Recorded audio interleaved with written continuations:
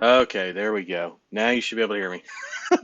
Hey, shit happens on a live stream. That's the deal. Welcome to the Ring Ads live stream. Let me just double check the audio's coming in good. Okay, cool. Uh, Word to the wise, like if you ever invest in a good headset, like the Bose headset, it can connect to multiple devices, and sometimes, especially when you've got a lot going on, it can get tricky if you have multiple devices connected to the same headset, which I happen to have several, and so I had to switch over, and it wasn't liking the fact that it was still connected to the phone, so I disconnected that, and presto, we now have sound. So I know that took only a little bit of time, but it is what it is. Anyway, welcome to the Ring Eyes live stream, November 28th. 2020. I have a lot to cover. I'd like to welcome you. If you are tuning in live, which a lot of you are, let me know where you're tuning in from. I'd be happy to hear from you and see where you're tuning in from. I know we have people all over the world. Had a lot of people from the UK tune in recently, especially for the fast start sessions. That was nice. I've had people all over the states actually, and people commenting after on the replays and whatnot. So that's cool. I always like seeing that. For some reason, my camera needs to have some work done to it. So I'm going to do that real quick while you folks tell me where you're tuning in from. And I want to make sure that our live stream is actually going well. Yes, it is. Okay, well enough anyway. Maybe not the best start, but definitely well enough. Okay, let's see if I can. Should be able to make that a little bit bigger, huh? See if I can make that bigger. Talking about the screen here. And see if I can transition. There we go. Perfect. Okay, Jamaica. That's got to be Adrian. I think Adrian's on.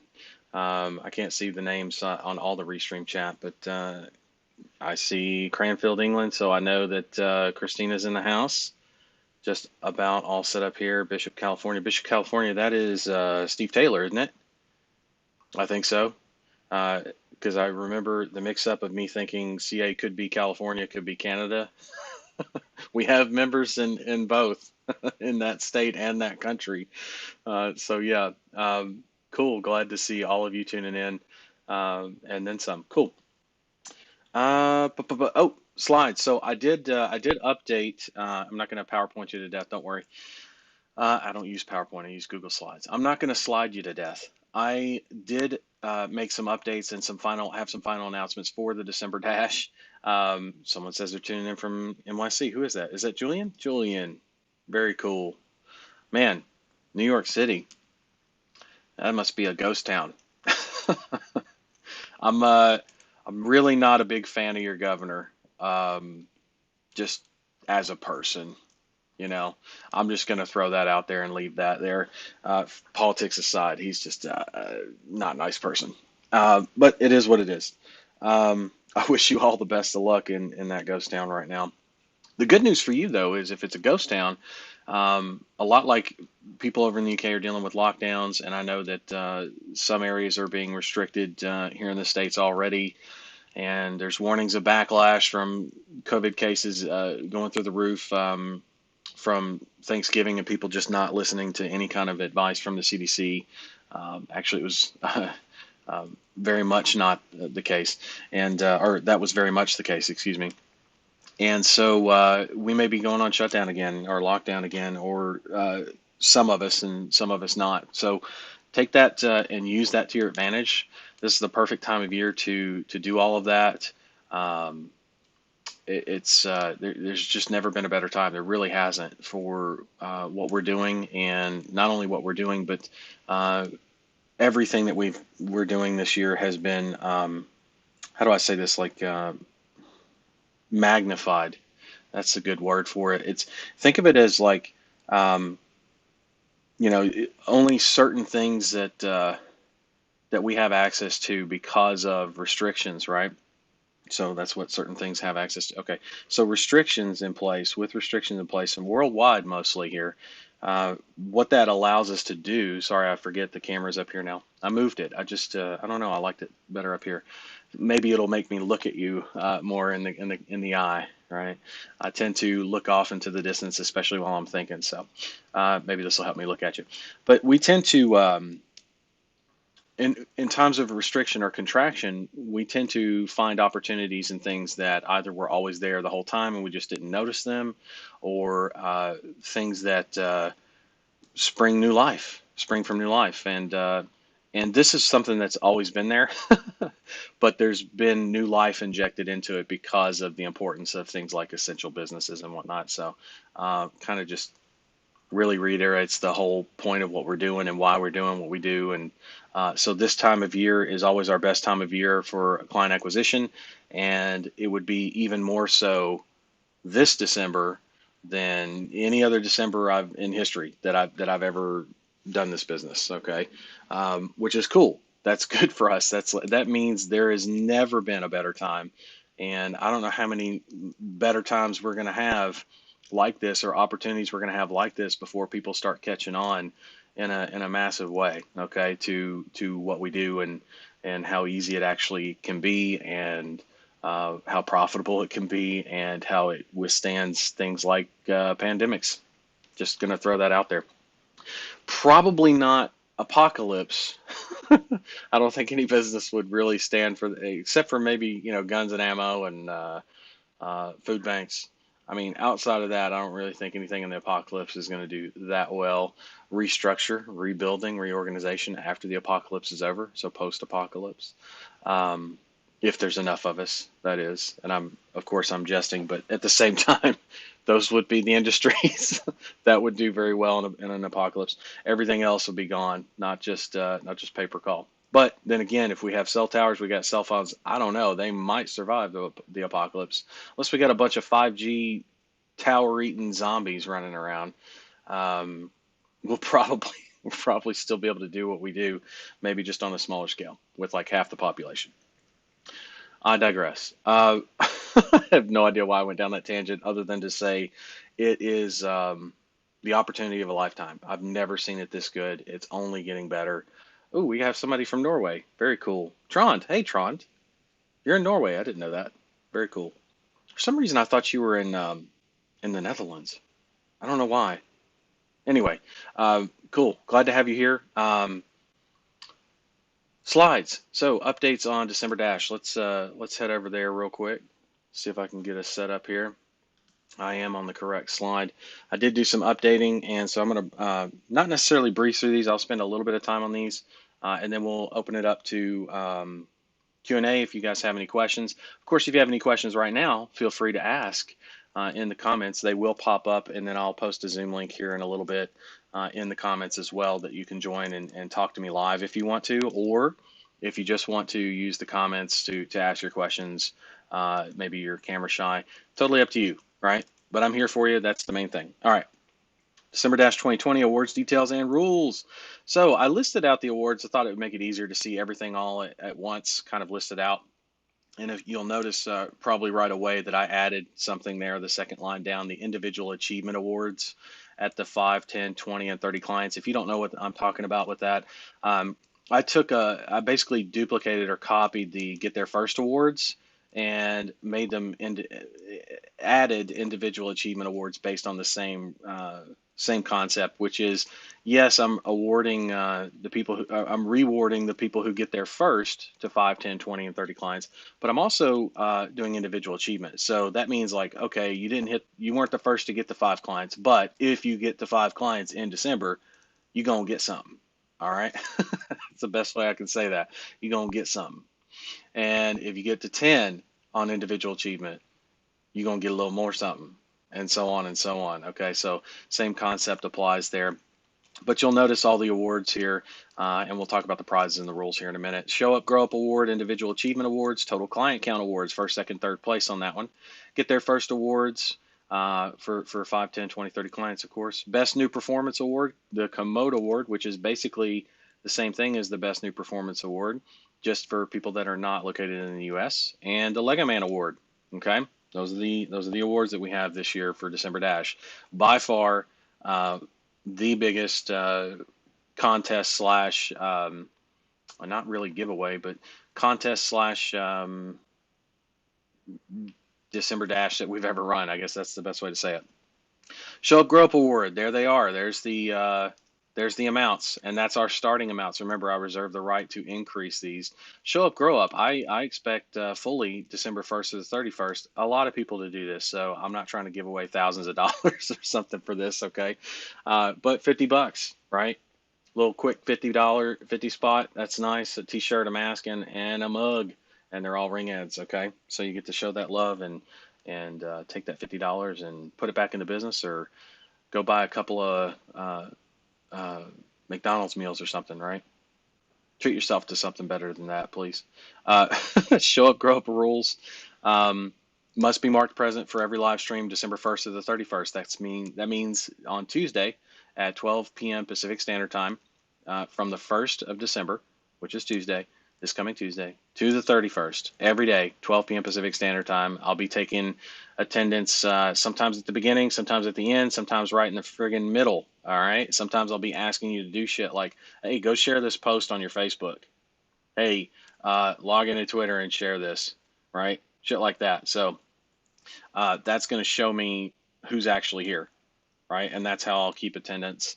And you maintain attendance through the 1st to the 31st, from the 1st to the 31st, then you get the Show Up Grow Up award. Okay. And some days I may just give you the check mark. I wouldn't count on a lot of those. Okay. But I do reserve the right to say that. That's part of the rules. Individual Achievement Award. So for 5 clients, you're going to get a t-shirt and a mask. And keep in mind, it's only awarded once per person or team. So if you're working with somebody else or partnered up, it's just one award per person or team. Okay. And of course, this is open to everyone using the Ring Ads platform. Okay. You must be using the Ring Ads platform. 10 clients, you're going to get the t-shirt, mask, and mug. Same rules apply. 20 clients, $50, but $50. Excuse me. You're going to get a 50 spot t-shirt, mask, and mug. So like if all you did was show up every day and put 20 clients down on the board, you're getting at least what is that, 50 and 50? So that's $100. 2 t-shirts, 2 masks, and 2 mugs. I think something like that.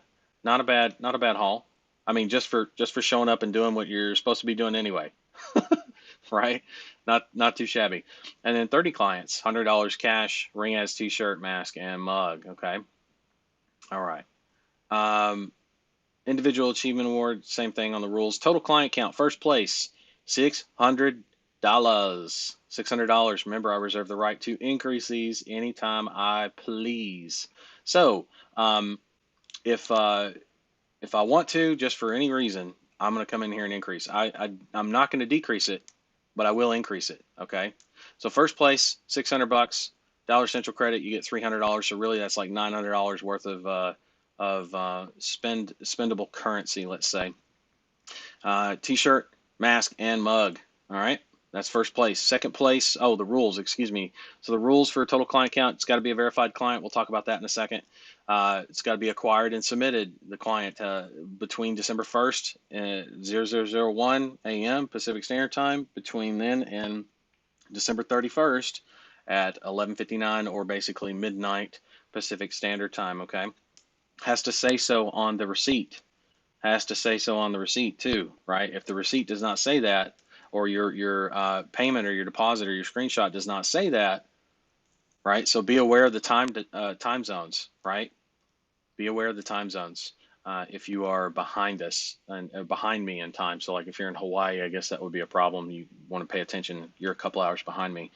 Um, First, second, and third place awarded only. And again, it's open to everyone using the Ring Ads platform. You're not using the Ring Ads platform, you're not qualifying. Okay, for pretty much everything, you got to use Ring Ads platform. Second place, $300, and $300 Dollar Central credit. You get the T-shirt, the mask, and the mug. Okay, same rules apply. Third place, $100 cash, Dollar Central credit, $300. So you're still walking away with like $400 in currency. I mean, that $300 in Dollar Central credit should, in most cases, last you a month, if not a little bit more, even with extreme heavy use. Okay, which is pretty cool. I mean, that's like, hey, here's all the prospecting you would ever need for an entire month and then some, plus $100 cash, a shirt, a mask, and a mug, just for placing third in total client count. Something you're supposed to be doing anyway, getting clients, right? I'm just saying. Okay, same rules apply. Got their first award. So this is only for the, well, we'll cover the prizes and then the rules. 5 clients, I'm getting ahead of myself. 5 clients, whoever gets there first, right? $50 cash, shirt, mask, mug, all right? I don't know why Dollar Central is listed on the slides. Let me go ahead and change that so that I don't confuse anybody on that one. Where's it at? Total client count got there first. We're not doing Dollar Central credit on this one. It's not listed here, so we're going to take that out. Make sure that that's gone as well. Thought I reviewed that. Apparently I missed it. Hey, I'm human. But I'm correcting it now so that everybody can see, okay, he's not changing shit on us after the fact. 10 clients, right? 10 clients got there first. You get there first, you get $100 cash, you get $300 Dollar Central credit, and you get a shirt, mask, and mug. Okay, so this one you do get Dollar Central credit. The rules for got there first award. It's only awarded once, and it's to whomever gets there first. I probably should have wrote whomever. Horrible English. Don't judge me. Horrible English while typing, I guess, would be because I'm just trying to get everything done. Okay, so only awarded once to whomever gets there first, and it's open to everyone using the Ring Ads platform. Okay, 20 clients, $500 cash. Whoever gets there first, 20 clients, you get $500 cash. Okay, plus all the individual achievement award, plus the show up, grow up. Like if you make it through December 1st or 31st, right? So that it really just, if you do what you need to do, you do what I'm asking you to do, which is going to help you build your agency and build it like to a wildly profitable level very, very quickly, right? You're going to be walking away with cash, Dollar Central credit like crazy, shirts and masks and mugs. You're probably going to have so many of them, you're just going to give them away to friends and family. And they'll be like, what is this shit? And you're going to be like, that's the shit that made me X dollars in prize money. And I pulled in X many clients, 20 clients in this case, right? And built a business off of it, right? Just from I mean, that's pretty cool to be able to do that. So, same rules apply. 30 clients, 1,000 smackaroos, $300 Dollar Central credit, T-shirt, mask, and mug. Okay, anybody excited yet? I know I am. All right, Best New Performance Award. This is for people that this award is for people specifically located in the United States using the Ring Ads platform. If you start with under 5 clients, then you're going to qualify for this as well. It's 1,000 smackaroos as well. Dollar Central credit $500. You get the Bose QC35-2 headset, which if you need to take a look at what that looks like, it looks like this right here. Okay, and then the next item on the list is the AirPods Pro, which I have charging over here. But Ring Ads edition, okay? You're going to get the Ring Ads edition of that. And you're going to get my foundation library, which, by the way, currently has, God bless Amazon and their wish lists. I have 11 titles currently in the foundation library, what I'm building as the foundation library, that you'll be getting copies of those books, okay? You're also going to get an access, lifetime access to the Ring Ads mentorship as a founding member, right? So you're going to get upgraded all the time for all kinds of cool shit by just being inside the Ring Ads mentorship, okay? And of course, T-shirt, mask, and mug, right? And again, I reserve the right to add to this, but this is a hell of a starting point, I would say. Some of you should be extremely excited. I know I am. Very excited to give all this stuff away because I know what's going to come from this. Here's the rules, and I did amend these, okay? I did amend these because I can, and because I told you the final updates would be today. Here's the rules, okay?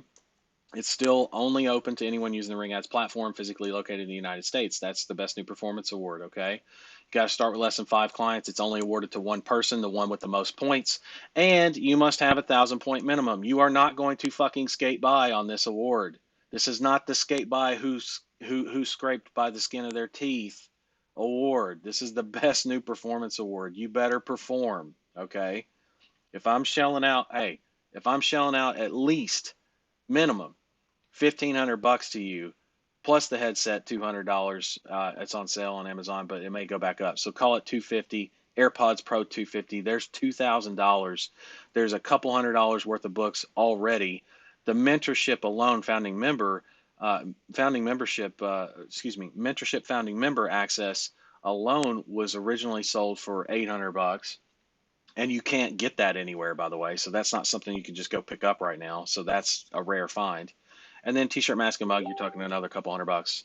I mean, this is like you got to earn it, right? I think that's very very fair, more than fair, especially if I keep adding to it. So 1,000 point minimum, right? You got to get 1,000 points. However, the points are calculated, which we'll talk about in a second. Now, for those of you not located in the United States, you have you are able to, if you're using the Ring Ads platform, to qualify for the Commode Award. And this is for a I don't know why it says U.S. based agency. Holy shit! I have some. I don't know why I didn't catch that all this time. Non-U.S. non-U.S. based. There we go. I think it was because I was copying the slides to make things easier. All right, we're back in it. Okay, so it's the same pack. It's the same pack for the. So basically, people in the U.S., you guys have best new performance. People not in the U.S., you guys have the Commode Award. Same package, same founders pack. So 1,000 smackaroos, $500 Dollar Central credit, the Bose headset, the AirPods Pro Ring Ads Edition, the Foundation Library, the Mentorship Founding Member Access Lifetime, the T-shirt, the mask, the mug. The mug. Okay. And rules are the same except for number one, right? So number one is it's open to anyone using the Ring Ads platform that's not physically located in the United States. You got to start with less than 5 clients, of course, and it's also only awarded to one person, the one with the most points, and there is a 1,000 point minimum. Okay, very clear on that. Lego Man Award is a lot like the Founders Pack. This is left solely to my discretion. I may not even award this. It just depends on if somebody earns it or not. Okay, just depends on if somebody earns it or not. And it's for the people who follow instructions to a T. And I've had people say, "Well, what do you mean when you say it?" I mean exactly. Exactly. If I say lift your left arm 6 inches from your desk right now, then that's you got to do that, right? And I'm not going to be that crazy with it because that serves no purpose. Your left hand 6 inches off the desk right now. Um, but there are a number of different instructions that I'm going to be giving you and continuing to give you that you need to follow. And the more you follow that, and if you follow that to a T, you're going to do very, very well. So yeah, I'm going to reward you because you're going to want some cash. You're going to want some Dollar Central credit and a great couple of headsets. The Foundation Library that's like not solely responsible for my success or anything, but definitely a large part of what I've fed into my brain over time for my mental state, right? In terms of mindset, definitely want you to have access to those things. And it's a mix of um, marketing books, it's a mix of sales books, it's a mix of neurolinguistic programming, it's a mix of mindset. There's a ton of like just uh, it's already 11 books, right? Or at least 11. I might have added to it last night. Point is, there's a lot to it. Okay. And then, of course, you'll notice the same thing like Foundation Library, yes, mentorship, founding member access, lifetime t-shirt, mask, mug. So it is possible, by the way, for someone to pick up Best New Performance and Lego Man. It's possible. And the same it could be said about Commode. It's possible for someone to pick up the Commode and the Lego Man Award. Okay. Uh, the Lego Man Award is only awarded once, right? And here's the rules for that. Got to follow all the instructions to a T. Um, it's open to everyone, again, using the Ring Ads platform, and the winner's picked and declared solely by my judgment, okay? Based on my judgment. Based on my judgment. All right. How points are awarded. One verified client equals 10 points. Every verified client result posted in the Ring Ads group is 10 points. Every call recording of a client closed is 50 points. I'm going to come back in here and make sure that this is much more clear. Every call recording of a client closed submitted to support desk, 50 points. You want to hit that 1,000 point minimum, I think you know how to do it. Get a verified client, which we'll talk about in a second. Post it in the group, there's 20, but 50 points is going to be for that call recording. That's 70 points, And if you pick up a $300 deposit or a $200 deposit, that's 90 to 100 points for every client you get. So how many clients do you have to qualify for the minimums? Anybody quick on the math? That's right, 10 plus. Everybody get it? Where do I want you to be by the end of the month then? What do I want you shooting for? At least 10. At least 10 clients. Not not to max out at that and say, "Woo, I made it, skin of my teeth." No, I want you to make that the minimum, okay? The minimum where you start, not where you begin, not where you end. Okay. Um, and then of course the get there first awards. Every get there first award that you earn, if you get there first on 5 clients, 10 clients, 15 clients, whatever, you're going to get 50 points for each of those levels. Okay. What's a verified client? Well, that's a great question. It's a screenshot of revenue collected either via Stripe or PayPal. It's got to be posted in the Ring Ads Facebook group. You notice how that lines up very much with the points giving, the points awards, right? So if you're participating, you might as well go all in, right? Let's commit. Let's do it right now. Commit to it. You're going to make something big happen, okay? And last but certainly not least, things like transaction IDs, last names, other client sensitive information, you want to blur that out before posting. Of course, not the first names, but if there's something, for example, transaction IDs, last names, yes, absolutely have to be blurred out. First names, do not blur those out. I want to see those. I want to see who it's going to, that it's going to a different person, that it's coming to you from someone else, and then if you want to blur other things out, like for example, maybe the company name on the invoice that you have is it reveals the vertical, and you don't want to do that, or you're not comfortable doing that, that's fine. Blur that out, right? It's not a requirement, but it's something you can do. Just make sure the sensitive information is blurred out. Okay, transaction IDs, last names. That's what I'm looking for there. Don't blur out dates. Don't you dare. Okay, don't you dare. Okay, so that's a verified client. FAQs, who tracks the points? I do personally. I do that every day since I'm going to be on stream every day. When will we know the results? The winners will be announced on January 14th, the live stream at 12 p.m. Pacific Standard Time. I know I'm keeping you waiting. Tough shit. Tough shit. Keep working. If you do this right, folks, you should be so busy, so freaking busy that that's a bonus. Like when January 14th rolls around, that's a bonus, right? You'll be there to celebrate with everybody else who also won, because I'll tell you right now, if you participate in the December Dash, you are a winner. Like there's no not winners or non-winners or unwinners in the I'm making a joke, a grammatical joke. There's no losers in the group if you participate in the December Dash. Does that mean that everybody that doesn't participate in the December Dash is a loser? No, it just means they haven't engaged yet. But there are no losers in the December Dash participation. Okay, period. There's going to be some big winners. There's going to be some pretty good winners. There's going to be some, they're on their way winners, right? No losers, 100%. Okay.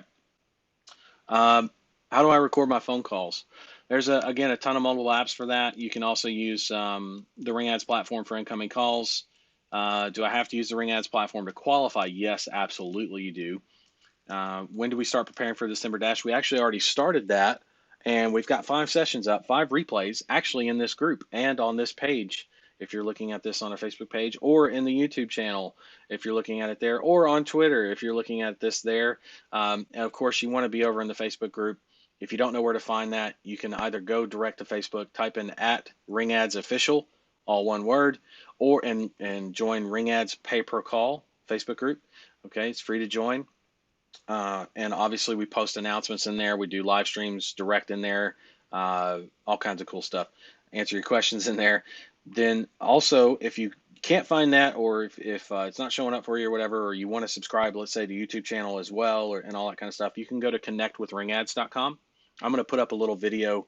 Right now, there's just a placeholder there. But if you go to connectwithringads.com, you'll see a bunch of different links that go to all of our social media. Well, not all of our social media, but a lot of our social media, specifically where we're doing a lot of the live streaming, so that for the December Dash anyway, you're going to be able to get notified and see what you need to see when you need to see it. But as long as you bookmark on your calendar, December 1st to 31st, 12 p.m. Pacific Standard Time to 1 p.m. Pacific Standard Time every day, and you have it booked out, you know when we're starting, right? Plain and simple. Okay. And we've already prepared, so you can, to wrap that question up, we've already prepared and done the prep sessions or the fast start sessions. You can go back and review those. There's also guides within the Ring Ads platform, which is also free to join. It's free for life. So you can use the software for free.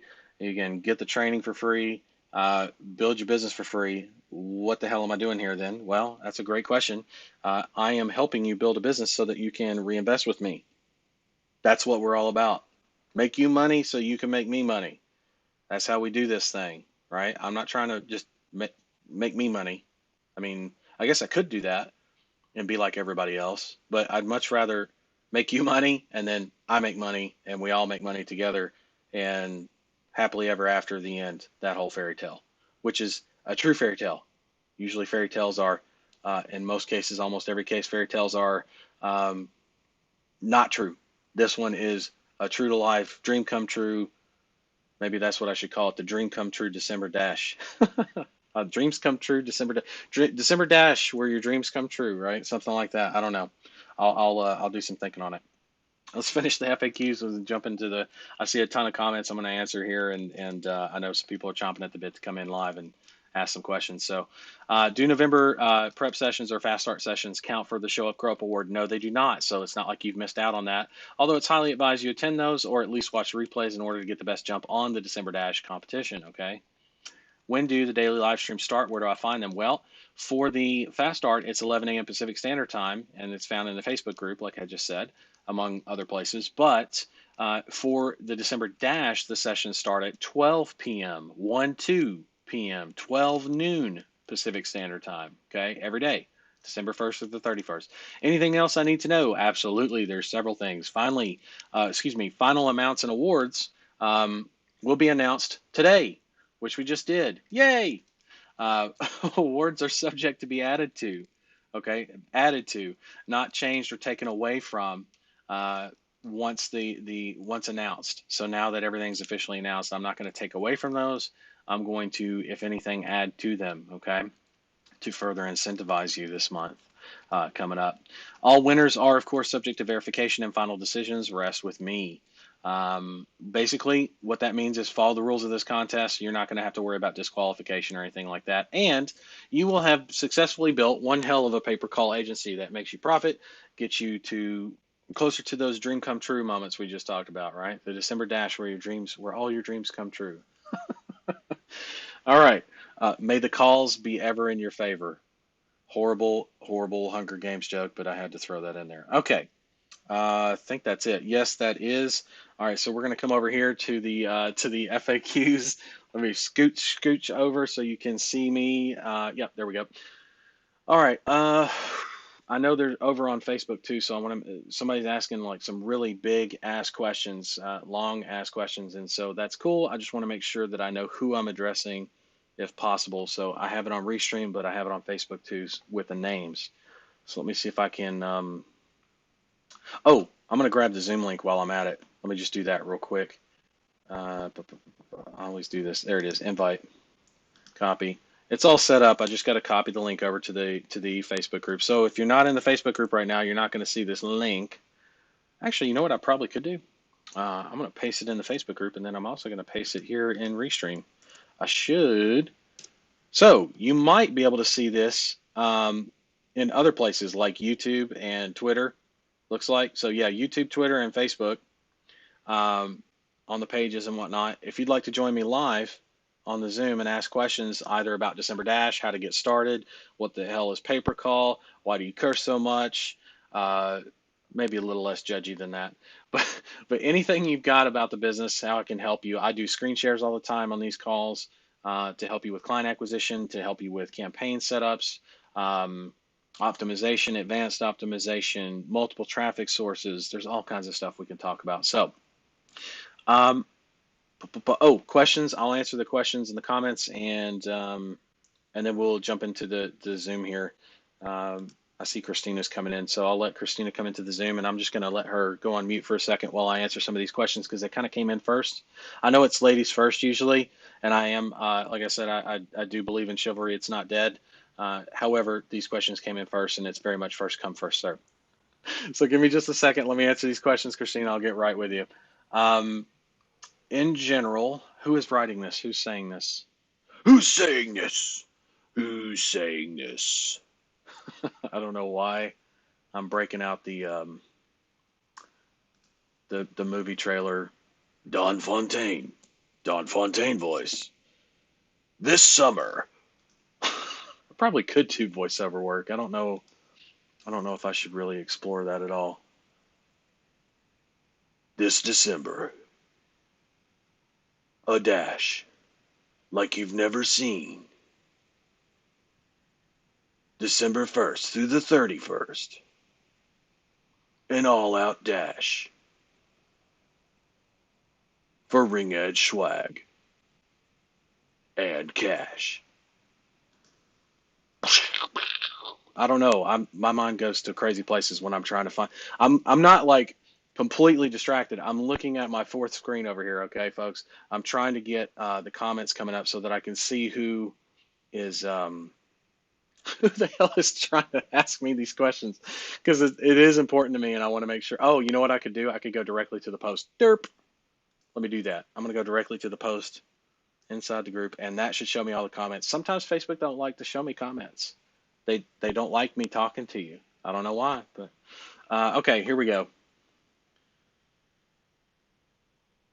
Okay, it looks like it's out of order, so I'm just going to go straight down the list then, and not on Restream. So Julian's asking, oh, Clem says, took me a while to find the Zoom link. Yeah, normally I'm able to pin it to the top, but I wasn't able to do so this time around. Apologies.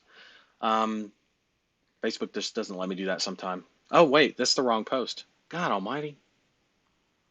Let me go back to the group and do a refresh. Where's my live stream?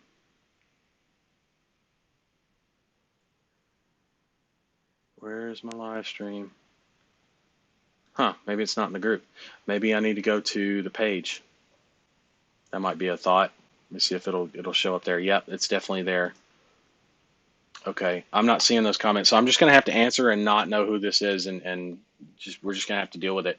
So someone's asking, in general, what is a good return on ad spend that I should be aiming towards on my budget for a client account? So if it was say $15 for a delivered call, should I be aiming to sell it for $25? Um, of course, these numbers will vary. I'm just interested in the ratio, or should I simply be looking at what the market will bear on a per call basis and then aim to optimize it as best as possible to then increase my own return on ad spend? Whew, that was more than a mouthful. Let's start at the beginning, okay? Uh, First off, I don't base things initially off of return on ad spend. I always focus on once I have my numbers to improve those numbers. But every vertical is different, and so you're asking a question that's too general to answer unless you give me a vertical. Um, and if you do give me a vertical, here's the problem I have with answering that. I will answer it, but you're asking a question that your market research should give you the answers to, which means if I give you the answers, just like a parent constantly keeping a child from touching the hot stove, eventually that child is going to go out into the world and not know that hot stoves are hot, right? Because the child did not learn on their own through their own experience. And I'm not saying you got to go burn your hand or something. Market research is not that painful. It's actually very fun and can be enjoyable, and you'll learn a hell of a lot about your market. That said, I will answer your questions vertical specifically,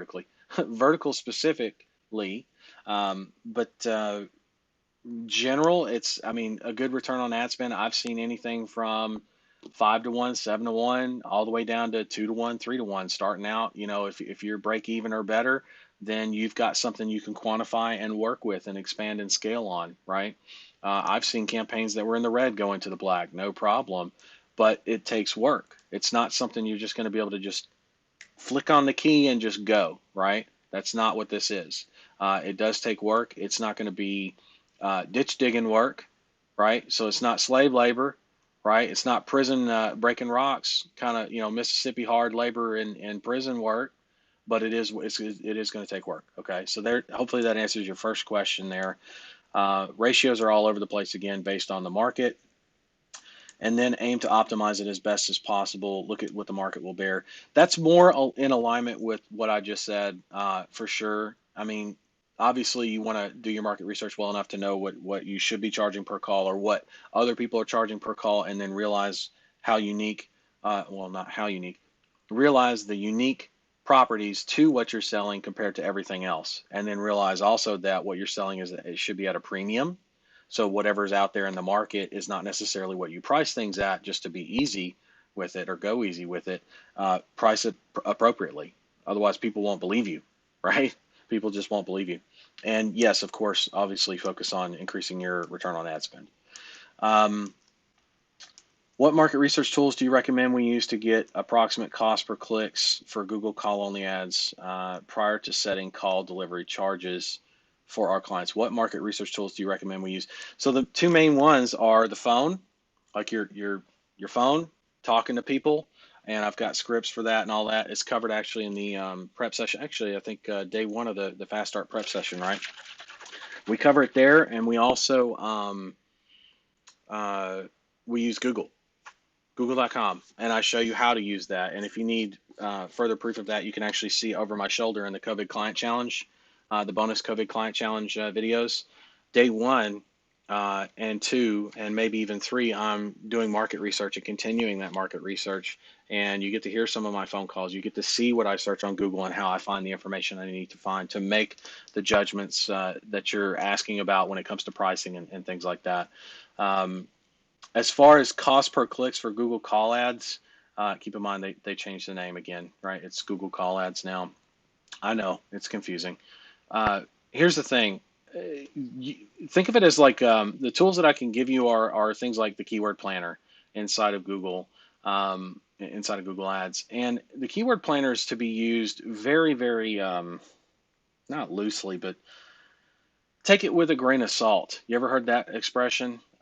Don't just look at it and be like, well, that's exactly what I'm going to get, because it's not a robot. It's not robotic like that. It's predicting. It's a predictive model, much like weather forecasting.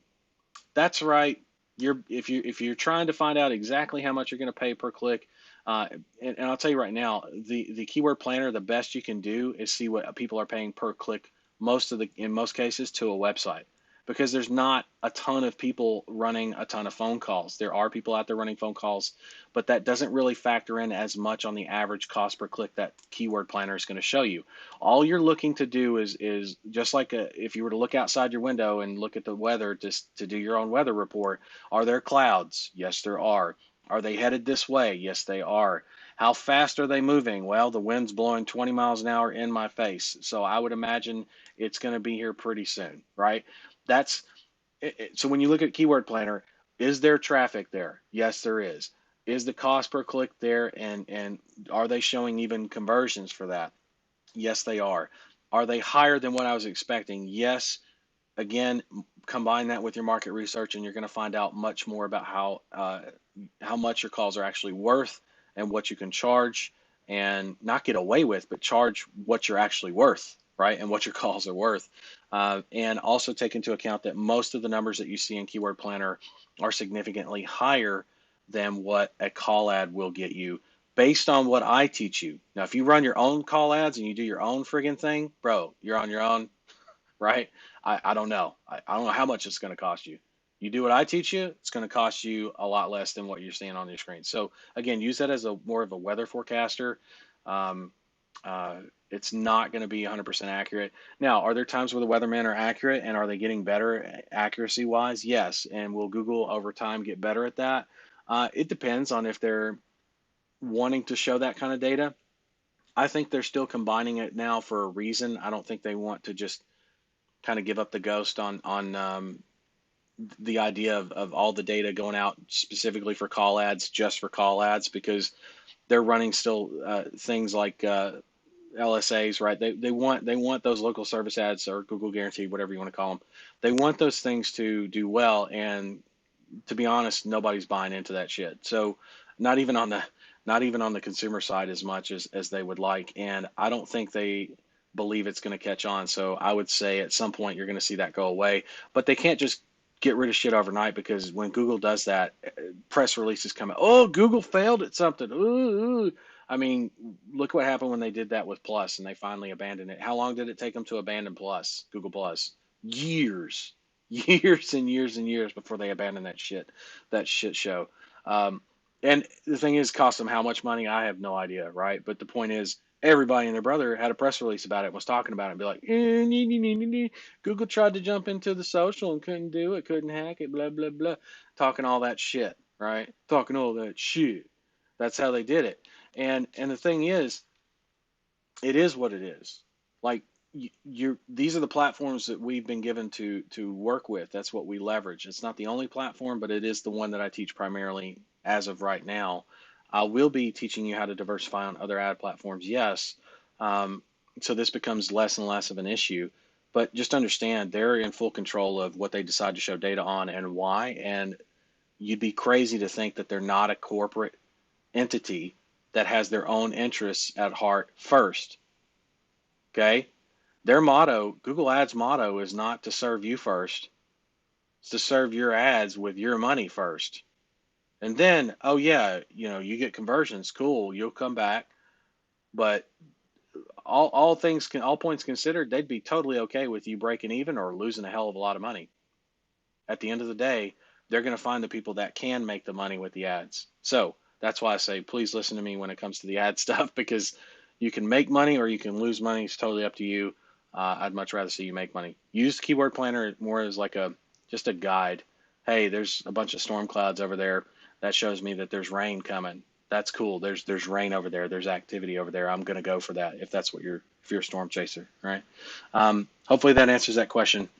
I know that was a bit long of an answer for a question, but you're asking questions that are these questions that are being asked are headed in a very specific way mindset wise, and it's very clear to me that the market research has not been done, probably not at all, and if at all, uh, very little, and very little's been understood or comprehended about the market research. Now, if you want to go do your market research, here's what I'll say: if you want to do your market research and come back to me, and we'll have a conversation in depth about your vertical, man, I'll blow your mind. I'll blow you up. And then you can take all that, run with it, and then see where you land, right? And then see how much you worry about Keyword Planner and all that kind of stuff. You don't overthink it.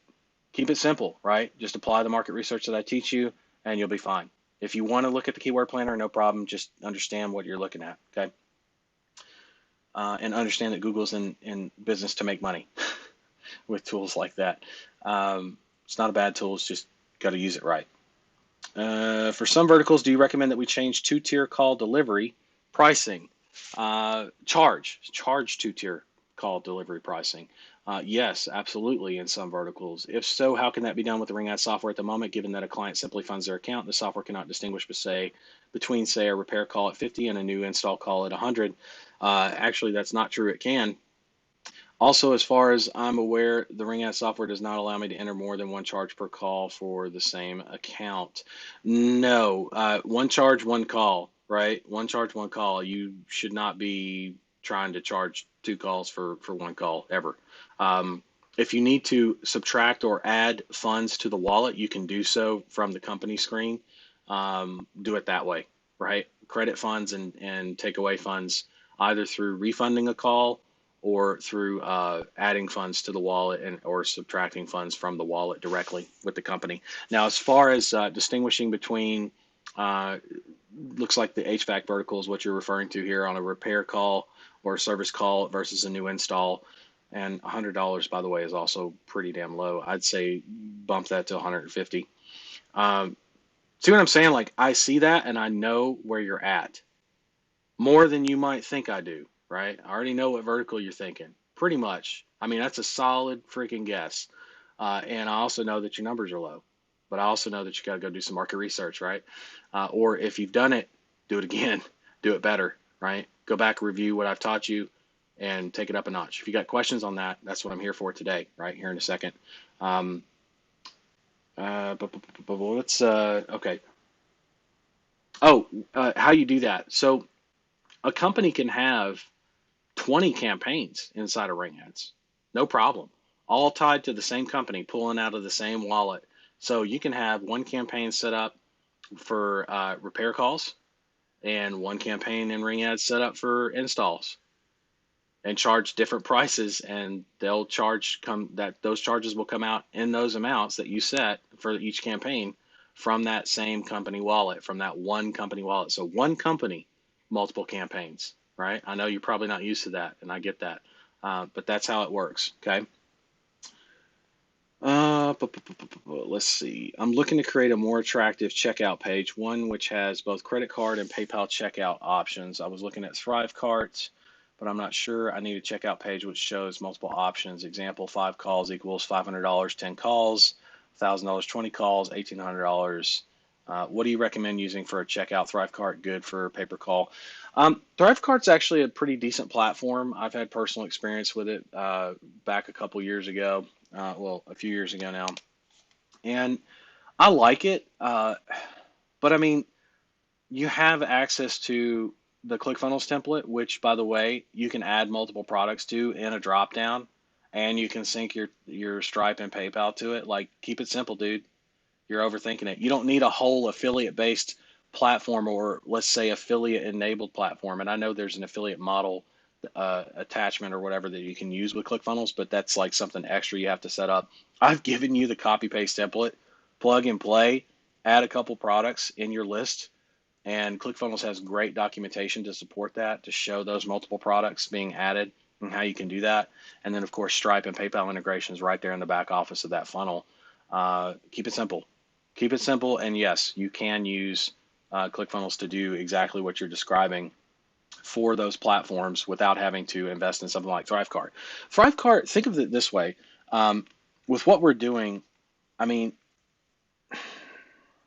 Thrivecart would be great for someone who has a digital product that they're selling, and they do webinars, they have affiliates, they run ads, ad campaigns, they do organic promotions, all those kinds of things where they need to track different sources, but also be able to pay out affiliates based on tracking and manage all the payments and metrics, right? Stripe though has so many built-in metrics that I don't believe you're aware of. Otherwise, you probably wouldn't be talking about Thrivecart. And I say that as someone who has used Thrivecart and said, "Wow, look at all this cool shit on Stripe as is." That's pretty cool. And plus, I haven't even talked about all the add-ons that come with Stripe or can come with Stripe or sync with Stripe. Hint, hint, wink, wink. Okay, so totally up to you, but I say keep it simple, man. December Dash, where your dreams come true. That's pretty catchy. Sounds like a good slogan. I'm liking it. I'm liking it. That voiceover sounds real. It's funny. I'm not exactly. I haven't practiced my Don LaFontaine in a while. That's the guy who used to do them back in like the '90s. And yeah, I always get a kick out of that. It's Art. Hey, Art. Getting calls for one of my clients. Hey, bro.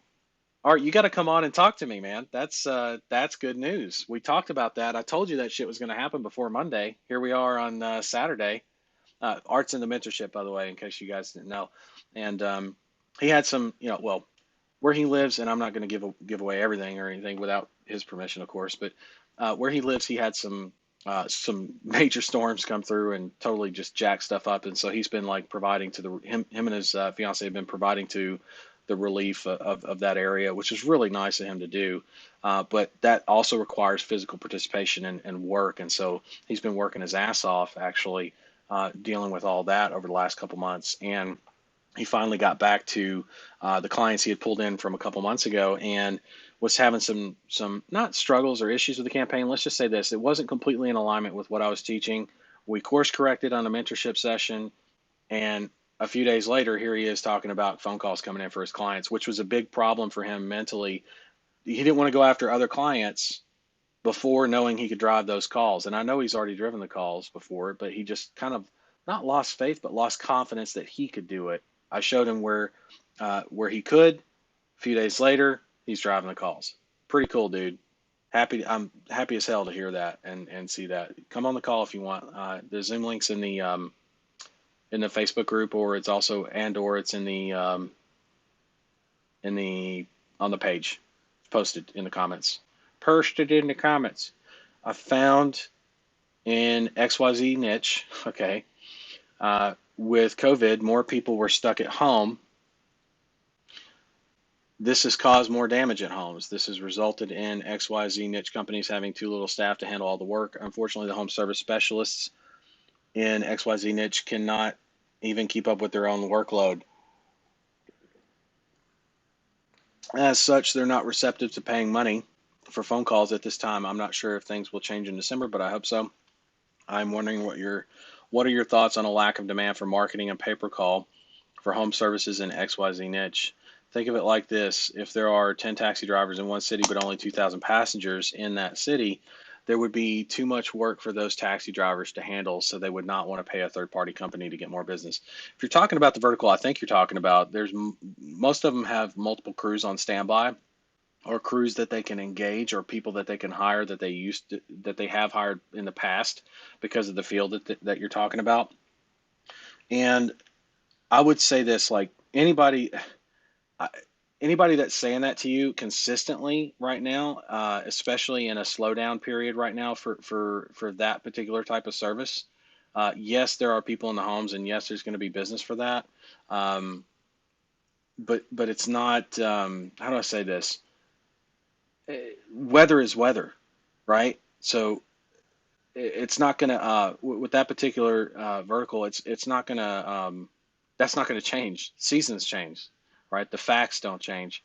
And so if multiple people are telling you that, and I noticed you didn't tie a specific number to it. You didn't get specific, which means you're not tracking it, right? Out of the gate, I can already tell you're not tracking that, because you would have said, hey, 5 out of the last 10 people I talked to are saying this. Then I could be able to tell you, okay, kind of I'm going to tell you now, but I'd be able to know for 100% fact of what's going on. And because you're not tracking that in your conversations, sometimes if a couple people say something like, "Oh, I'm too busy, I can't take any phone calls right now," that's their way of brushing you off. And it can feel like to you all of a sudden that everybody's thinking that and saying that, when really it's like two people. And I'm not going to say it's two people, and you may say it's several, but several is not a number. You don't count to several, right? You don't go one, two, several. That's not a number, right? You got to go one, two, three, four, five, six, seven. If it's seven, right? And out of how many conversations as well. So there's percentages and things to look at that you need to be able to. That's why I talk about tracking. I don't mean just tracking all the setup stuff. I'm talking about when you get on the phone, how many calls did you have come in that day? And out of those calls that came in, right? How many people did you speak to that were business owners? And then how many said, yes, they need more business right now out of all those? And you're going to look at these numbers, and they'll do this trickle down where, yeah, you talk to 20 people, 10 of them were business owners, right? And you start working on your metrics. If you don't know what those numbers are and those metrics, which I'm pretty sure you don't, otherwise you would have mentioned them, you know me well enough to know by now, if you're asking this kind of a question, this specific, that I'm going to tell you to track, and that I also know when you haven't tracked, because people that track tell me what they did specifically. And then they say, where's the problem? Not, hey, it feels like, or I'm thinking, and it seems like, and this and that, and it's not specific. And I can't, here's the thing, I'm human. I'm not, as much as people think I'm superhuman sometimes when it comes to this shit, I'm not. I am human. So that means I have to have numbers in front of me. Numbers tell me the story. Numbers should be telling you the story. My job is to teach you how to read the story, and to also track the numbers so that you can read the story yourself. Um, so without those numbers, the only thing I can do is tell you most likely they're bullshitting you. Uh, Quit going on your feelings and your gut. Look at your numbers. The numbers tell you the truth, right? So take that for what it's worth, especially in the slowdown season right now for a lot of verticals, right? This is not exactly peak season for there's a couple of verticals that do really well during the holidays, but not all of them. And this is definitely one of them, weather based, that's not going to do as well in December as it's going to do, say, spring, summer, and fall. Just throwing that out there. And again, numbers, numbers, numbers, track your shit. Track, track, track. Okay. Um, okay. I'm not seeing anything else in the comments. Okay. Christina, we got you on Zoom. Oh, I just came on to say hi. I don't have any questions Okay. today. No worries. Well, hello. But Hello. But yeah, I was meant to be doing the market research today, but I got myself into a state of anxiety, and I just thought Well, it's tell me. best just worried about oh my god, what kind of responses am I going to get and all those kind of things. And I know I need to get past those, but because my state of mind was that, I just thought, okay, it's best if I just slow down a little bit, even if I'm not 100% set up by the 1st of December, but at least I can, have the right frame of mind. And Can I make a yeah. suggestion? Mm, Make one call today. okay. One. Just one. That's all I'm asking. Just one call. If you want to make more than that, by all means, after that first call, but make one call. Read through the script a few times before you do that. The market research script specifically, okay? Remember the emphasis on not trying to sell you anything. Again, not trying to sell you anything. It's mentioned twice at least, right? And then asking the questions in a friendly way, which I don't think you'll have any problems with whatsoever. And see where it goes. Ask, just call one place, one business, right? Okay. And take it from there, right? But at least it's Saturday, right? So at least here's how I look at it, and this is probably how you should be thinking of it. All anxiety aside, right? How would you feel? Look at all you've done this week. I look back. I don't always look back, but I'm saying we have rear view mirrors on a car for a reason. We do need to look back occasionally, okay?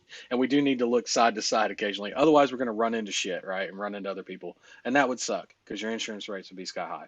So if we apply that to what we're doing now, we don't always look back at the rear view mirror and stare at it and run into people, but we do glance and remind ourselves of what's back there, or so that we're what I would call self aware, right? Look back briefly at all the stuff you've gotten accomplished. What matter of fact, tell me what you have left to do on your setup besides market research. Um, so I'm just about to finish setting up the agency site. How much time do you think you're need to spend to be done with that? Uh, Another hour, I think. Okay, I need to print out the scripts because I want to have them, good, very good. in my hands. Um, What else? Study the sales scripts. At some point, I guess this is not mandatory right now, is to create the client training. But yeah, that's it. And try to call Dial Central. No, no answer. So I'm gonna have to try again. Uh, but yeah, other than that, So a few I hours think it's the left. market research. Yeah, there's a Yeah, few hours left of work outside of your market research yeah, because you got a couple hours of sales script review. You got an hour worth of site agency site work, right? yeah. So I've Um, got tomorrow as well, Monday. And I do need to set up my first campaign just to get some recordings. right. So yeah, Do you have I've your gotten myself into a state of oh my god kind of thing. That's why I say make one call because I know how you're going to feel after making one call. You'll be like, at least it started. At least the market research has started. And have you done, I'll give you another great idea. Have you done any google.com searching yet on your vertical? Any initial market research? No, not Okay. yet. That's another reason why you're maybe feeling a little bit anxious about talking to somebody because it's kind of like saying, it's kind of like jumping on the phone and trying to date someone without knowing anything about them. But what if you knew their birthday or what sign they were, like if they were a Cancer or a Taurus?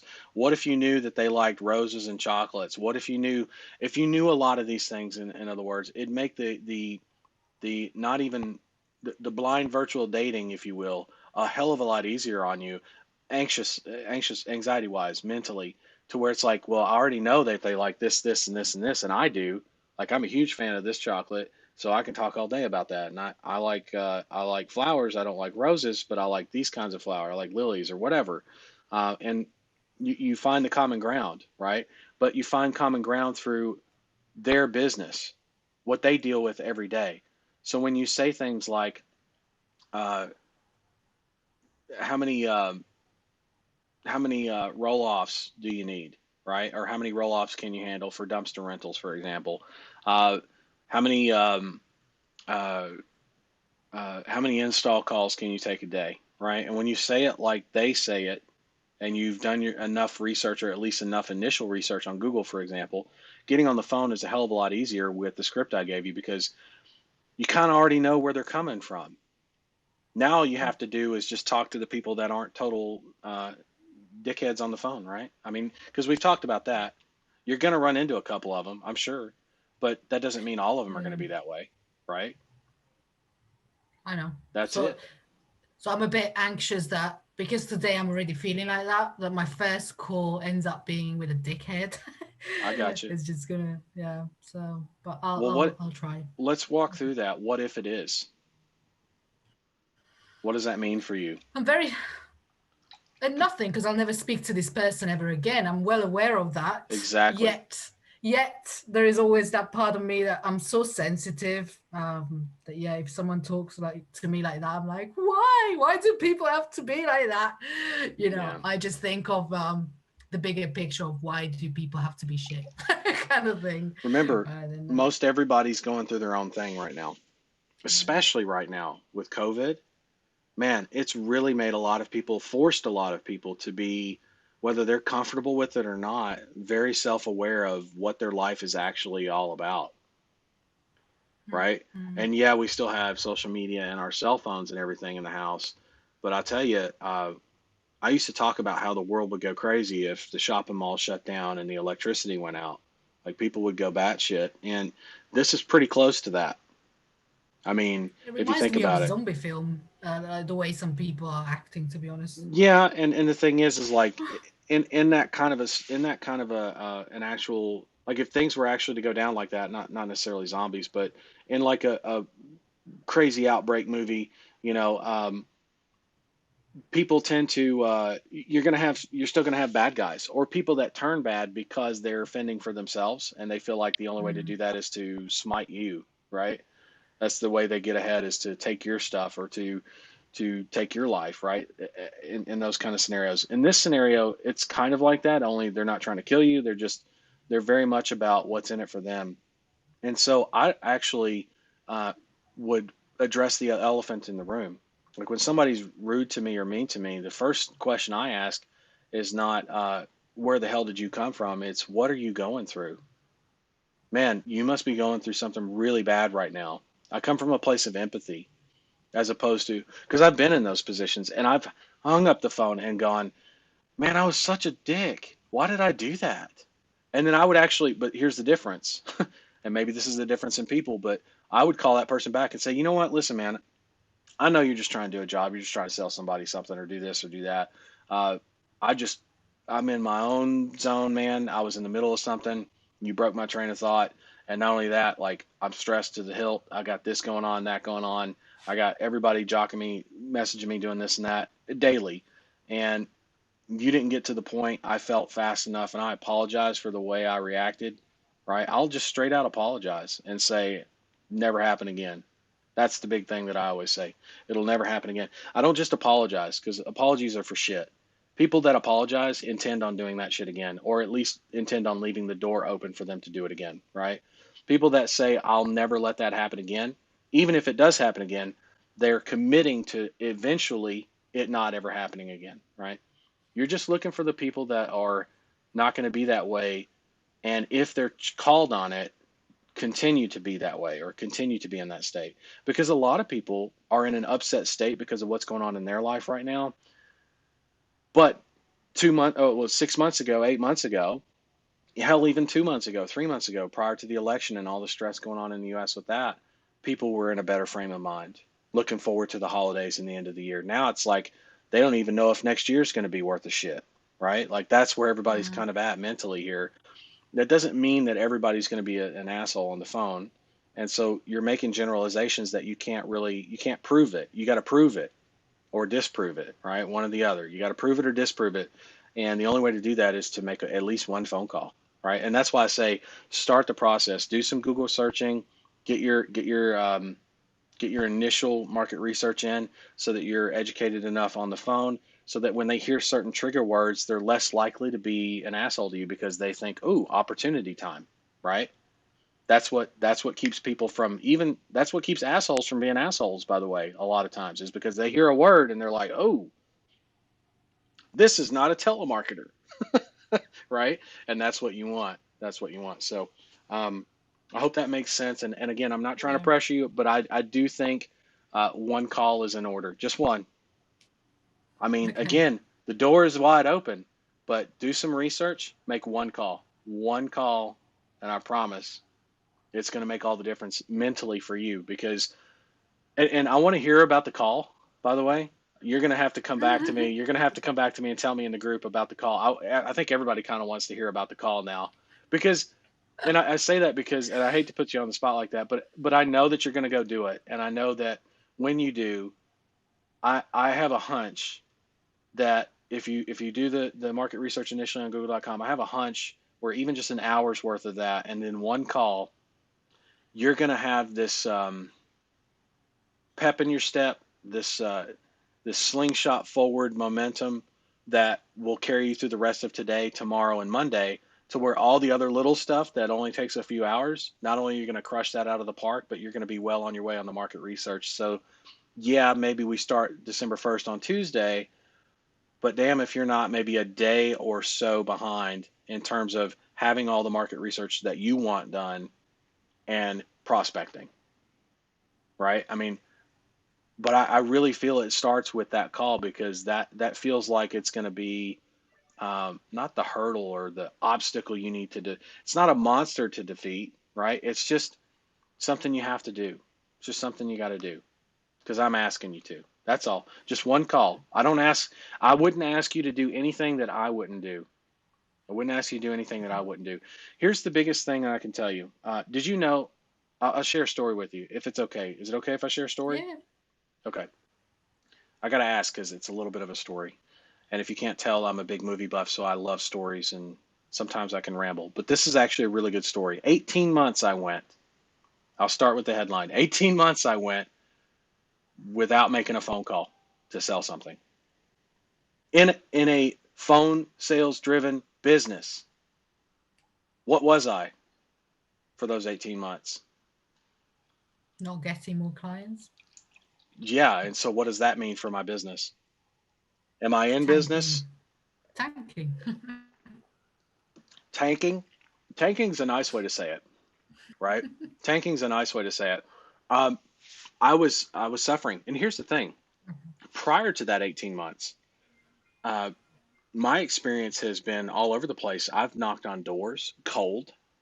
I've done shit that would just make people, run away screaming, like the big red monster from Bugs Bunny, right? Like, ah! Just run through walls and shit to get away from it. I've done all those things, and not only did I do them, I did them well eventually, right? Because you got to knock on your first few and get the jitters out and all that. But I had either I was dumb enough or I was smart enough, one of the two. Still haven't figured that part out yet. To do it and keep doing it and produce the results that I wanted and course correct based on the results that I really wanted. Um, but then, and by the way, selling $5,000, $10,000 over the phone, um, doing six figures a year, going from that to 18 months, just cold, nothing, and I couldn't tell you why at the time. I racked my brain. I talked to mentors. I talked to. I just couldn't get my head around it, and neither could anybody else really because I was in my own way, in my own head, and nobody else can really help you with that at times. But what I can do is give you my experience on that. 18 months. How did I? More importantly, now that you know the background and know, okay, it wasn't his first 18 months. He's talking about he was doing well, and then all of a sudden went to shit for 18 months. Well, then what was his mental block? So that maybe that'll help you, right? For context. So what I did was I went down to rock bottom, and then I figured out down there in the depths that it was not about the fact that I believed I couldn't sell. That wasn't it. And I'm not a great salesman. I'm not the worst salesman either, but I'm not a great salesman in that sense on the phone. I hold my own. Okay. And I can teach people how to hold their own and grow from there. Um, where things get interesting is I did a reflection again in the depths. You can do that in the dark when you're all by yourself with your thoughts and nobody's around. You can really get a lot done mentally if you choose to. And I chose to. So I looked at what I was selling and I was like, oh my God, I didn't really like that anymore. I didn't really believe in that anymore. More importantly than like, because you don't always have to like what you're doing. Like you don't have to like phone calls, but you can sell phone calls. But if you don't believe in it, even if there's just a shred of doubt, you're not going to be able to sell it. Period. Your mind is like it's going to work like a you know how like our brains will just shut down and we will be put to sleep by our brain if we try to stay up too long. That's how our bodies are wired, right? After like what is it, 90 something hours, your body's just going to shut down and make you go to sleep if you try to stay up too long. And this is kind of the same thing. It's like that self-preservation. Your mind, not your body, but your mind will not allow you if you're a person of integrity and you have morals and good character, your mind will not allow you to sell what you do not believe in 100%, period. If you're that kind of person. And I know you are.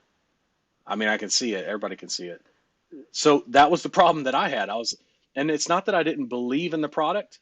I lost belief in the product. And here's why. The product I was selling at the time had made people $250,000. It's like, well, how do you not believe in that? Right? I've seen people make $250,000 a month with the software I had, the training I sold at the time, and I had private clients, so it wasn't like I was working with hundreds or thousands of people. I was working with just a few people, like few select few. But the offer that I did was here, put down a $500 deposit, and then as you pull in clients for 5, 10, 20 grand, whatever your packages are, which I'll help you develop, by the way. So I didn't just help them sell, I helped them develop their products, their packaging, everything. Um, and I'm talking about people that sold branding services to major corporate entities, people that sold uh, that do speaker coaching. Probably should have took some of that right in trade, but I didn't do anything in trade. It was $500 deposit, $7,500 due as the balance. That was the agreement. That was the contract we had written up. I had written up and all that. And so what I found was a third of them. Well, let me back up. 80% of them made more money than they knew what to do with, and only 30% of the total clients I had paid me in full. And one of them took 2 fucking years to do it. What does that do to you? You see what I'm saying? What does that do to you mentally? Where it's like, I'm not, I've lost all faith and belief in maybe not necessarily what I'm teaching because I do know it works, right? And people. But the people that I'm teaching, and Mm. it wasn't a good fit for me mentally. The alignment was off, and I knew it. And so, how could I bring myself to be on the phone to talk to somebody else about that? Even if I had changed the offer, which I did, that was the problem. And now I was trying to sell something that was 10 grand up front, and it's like, Mm. Jesus. And see, most people have that gap that they can't close. And really, the difference between $500 deposit on an $8,000 deal and $10,000 up front, what I did not know at that time and learned the hard way over 18 months was that 10 grand for the right people up front is no big fucking deal. And they tend to crush it out of the park because they have the financial resources, they're in the right mindset. So I missed out on that opportunity, right? Uh, and people might say, "Oh, you wasted 18 months of your life." No, I didn't. You know why? Because I'm here right now, and I've shared this story before. I'm here right now sharing it with you, and I've shared it with many, many others. And I've allowed myself to be vulnerable enough to share that kind of stuff, where people are like, "Oh, he's human. Like he fucks up too, right? He does a great Don LaFontaine, not really, but he screws up. And not only does he screw up, but like I just ran you through probably one of the worst periods of my life, short of being divorced, short of getting divorced. Um, that was a really bad time for me. So those two times in my life were probably the worst. and that's including everything I went through in my childhood. Like I don't really count that. I'm talking about as an adult. So from 18 on, those are the two by far peak worst times in my life. And both times, I lost confidence in what I was selling. And here's the thing: you can have an all-time low self-confidence. Okay. Here's the point of the story. Self confidence can be at an all time low. Right now, if you're listening to me and you're in the dark and you're in the depths, and all you hear is this voice, listen to me and listen to me good. Okay? You can have low self confidence to start this business, period. You can. What you cannot have, what you cannot ever afford to have, is low confidence in what you're selling. You need to have the utmost confidence in what you're selling. Now, the good news for you is uh, you have the confidence. Let's say we'll talk about how to get that in a second. Let's say you have all the confidence in the world in what you're selling. You believe in this product. Maybe you believe in it already. A lot of you do. Great. That means that you sell it enough. What happens to your self confidence? That grows as well. It grows significantly, right? And here's the thing about that: a lot of people try to feed the self confidence to feed. You get where I'm going with it. They got it ass backwards. They got the cart before the horse, right? You got to feed the confidence in what you're selling to build up self confidence from what you've built, from the empire that you build, that I'll help you build on top of that, right? It's not like I'm going somewhere. I'm right here. So there's that. Now, how do you build? Okay, so we talked about self confidence versus confidence in the offer, and how it can cost you 18 months if you're not careful, or if your name is William, right? But hey, I learned my lessons and I'm sharing them, so they're super valuable, and it was time well spent. Okay. Plus, it's not like I was sitting on my ass during those 18 months. I was working my ass off on other things, just not the money making activities, right? So, huge education time for me. But at the same time, are you making money at a full time job while you're in college? No, you're not. So, think of it like that. That's how I used my time. Okay, back to confidence in the offer and what you're selling. I always say confidence in the offer, but confidence in what we're selling here. We're selling live phone calls that are exclusive to a business, right? They have the opportunity to dispute those calls based on quality, not quantity, not how long the calls are, on duration, none of that shit. That all that other shit that other people do, it's shit. It's exactly what it is. Period. Sorry, but it is. Okay. If you run a pay-per-call affiliate network, I don't hate you, but I certainly got very little love for what you do, what you offer as a product. Um, the people that run those agencies, though, top notch, love them to death. I just wish that they would course correct on what they're selling and make a decision, draw a line in the sand, and say, I'm not going to sell shit calls anymore, because people don't benefit from that. So, confidence in the offer, confidence in what we're selling on the phone calls. What if you've never driven a phone call before in your entire life, or never opened an ad account before in your entire life? How do you have confidence in phone calls? Well, one of two ways, really. Okay. Number one, you can take my word for it, which some people do, and I'm flattered and I'm honored. And by the way, I'm not upset with the people who can't do that, or can't outthink themselves on that, yeah, or trust me on that. Maybe they just been burned before so many times. I totally get it. I understand you're coming from a different place, so you need to see it for yourself. See that you can do it yourself. Okay, cool. Uh, Go do it then. Do it. Run it. Run your calls to a client, to a fake client, right?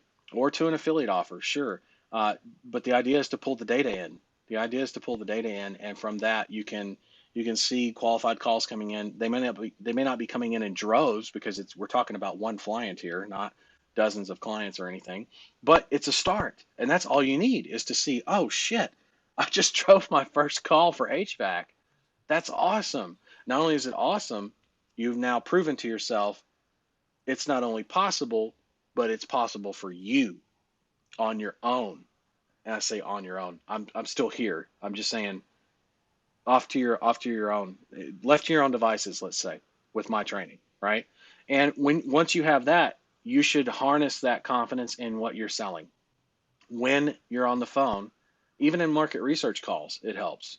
So having a Flyant campaign, Christina, by the way, for making your market research calls is going to be helpful. That's why I say do your research initially on Google, Make one phone call just to dip your toe in, okay? It's probably not going to be near as bad as you think. It might even be the most wonderful call you've ever had, Mary Poppins happy ending kind of shit, okay? Uh, that'd be great, right? I think it would. I think it's worth it.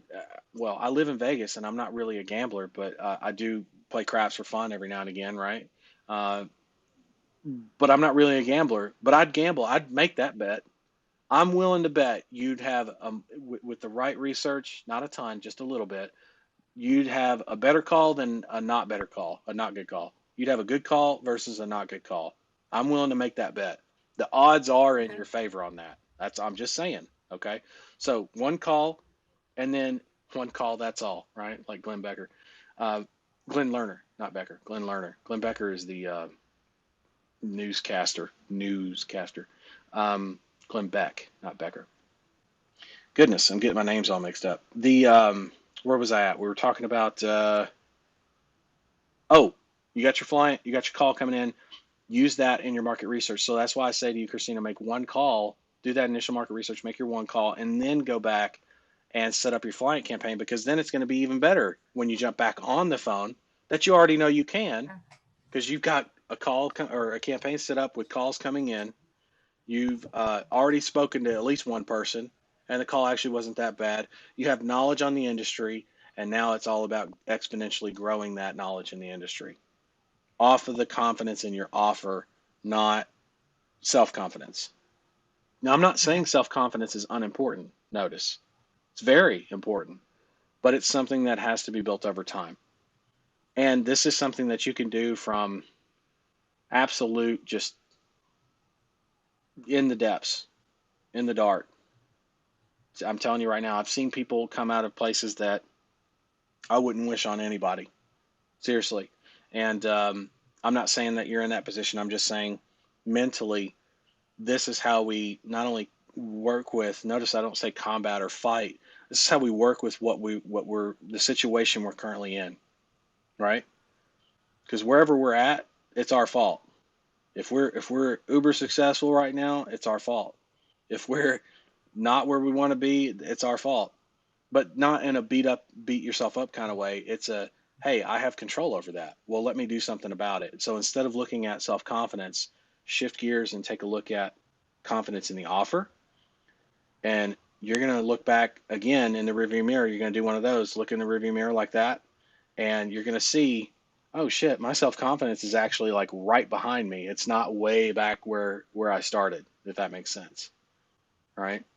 And you'll start to notice it. People will, yeah, you're in lockdown right now, but people, when you come out of lockdown, people are like, man, what did you do when you were locked down? Because there's something different about you. You look happier. You look like you've got a secret. You'll have that Mona Lisa smile thing going on, right? Where people are like, what is her secret? What has she got going on? She's too happy. And you might have some negative people, of course, but the point is, use that as a flag, not as a reason to be torn down again.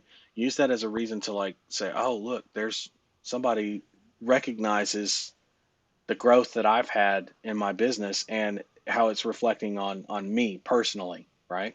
Makes a big difference. Big difference.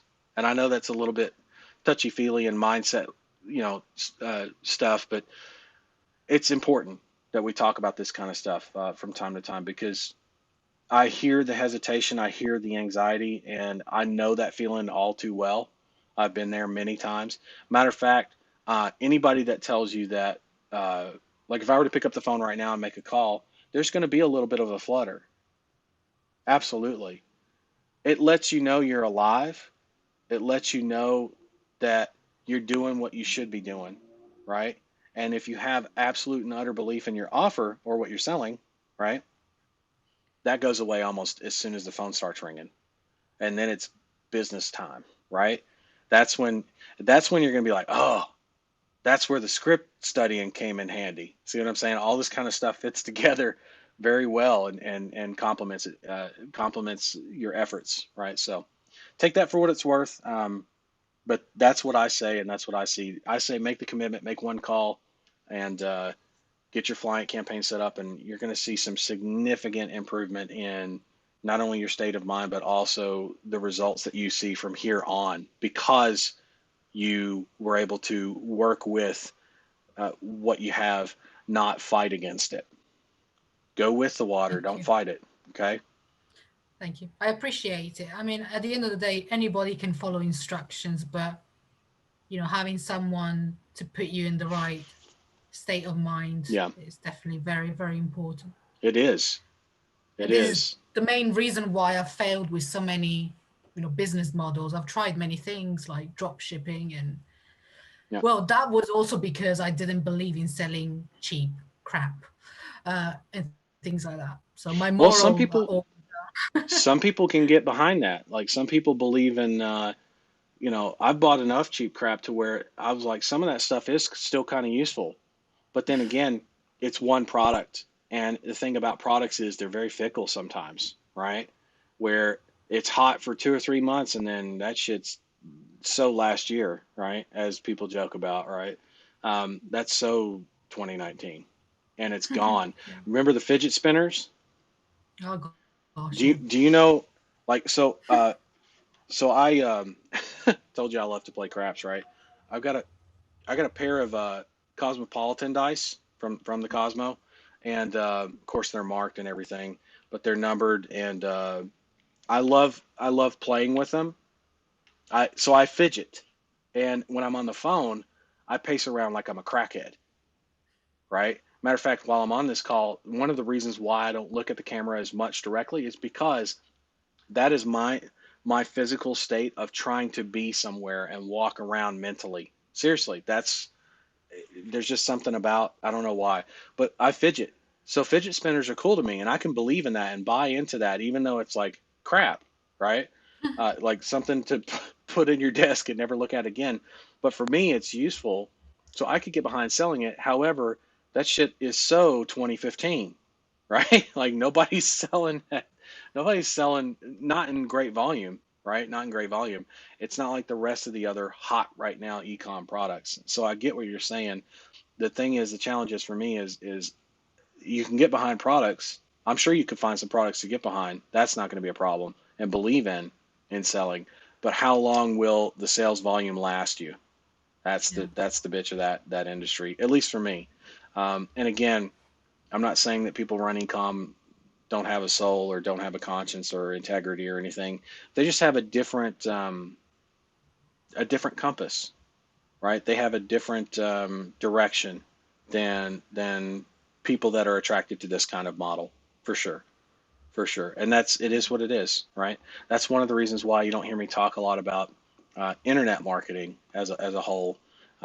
It's something I've always shied away from over the years, and for many years now. And I was in for a while and knew all the gang and promoted your stuff. You promote my stuff, and I was just like, what is this? Why am I doing this? This is not who I am. This is not what I want to be.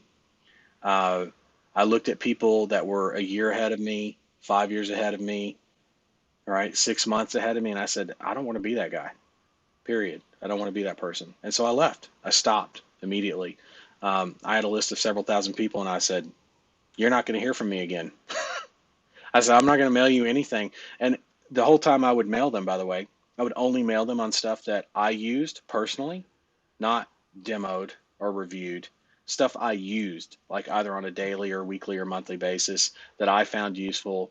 And yeah, I would review it, but it was a far select few. I wouldn't be emailing people every day or every week. So I wasn't in affiliate mode like that. And there are some people out there uh, that do that and go to sleep at night, no problem. And that's their thing, right? It's just not for me. And it sounds like it's not for you either. And I probably a lot tried of you. I Yeah. tried affiliate marketing as well. And I was taught to review things, although I never tried them, by researching other Yeah, people's reviews. that's bad. That's to I, me. I wouldn't I, be able to sleep. Yeah, I couldn't I, do that. I, I started and I was like, no, I can't. And that is why, year after year, I start something because it sounds like a great idea. And then I see the dark side of things, like, Right. reviewing things that I've actually never used, and I'm like, no, I Can't can't. do it. Drop. Can't do it. Yeah, I'm the same way, and I'm sure a lot of people feel the same way. And again, not to bash anybody in how they do things, it's just not something I'm really into doing, right? It's just a personal decision, right? No judgments. Um, at the same time, though, I'm sure what we do is much more appreciated by the people that we work with, our clients, right? And other Ring Ads members, right? Like we appreciate each other very much. In fact, I saw a comment right here that says, "I want to give you this, Christina." So someone says, "I want to hear about the call, Christina Pucci. You can do this, girl." And there's a smiley face and a thumbs up. Yeah, all right. And then Rock and roll.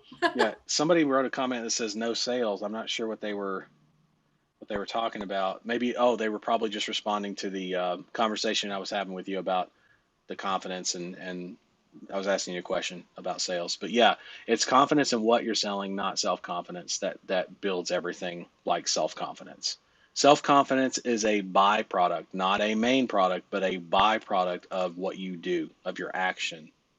You don't like where you're at physically, losing the fat is a byproduct of the action you take in the gym, right? Or the action you take on the food you eat daily, right?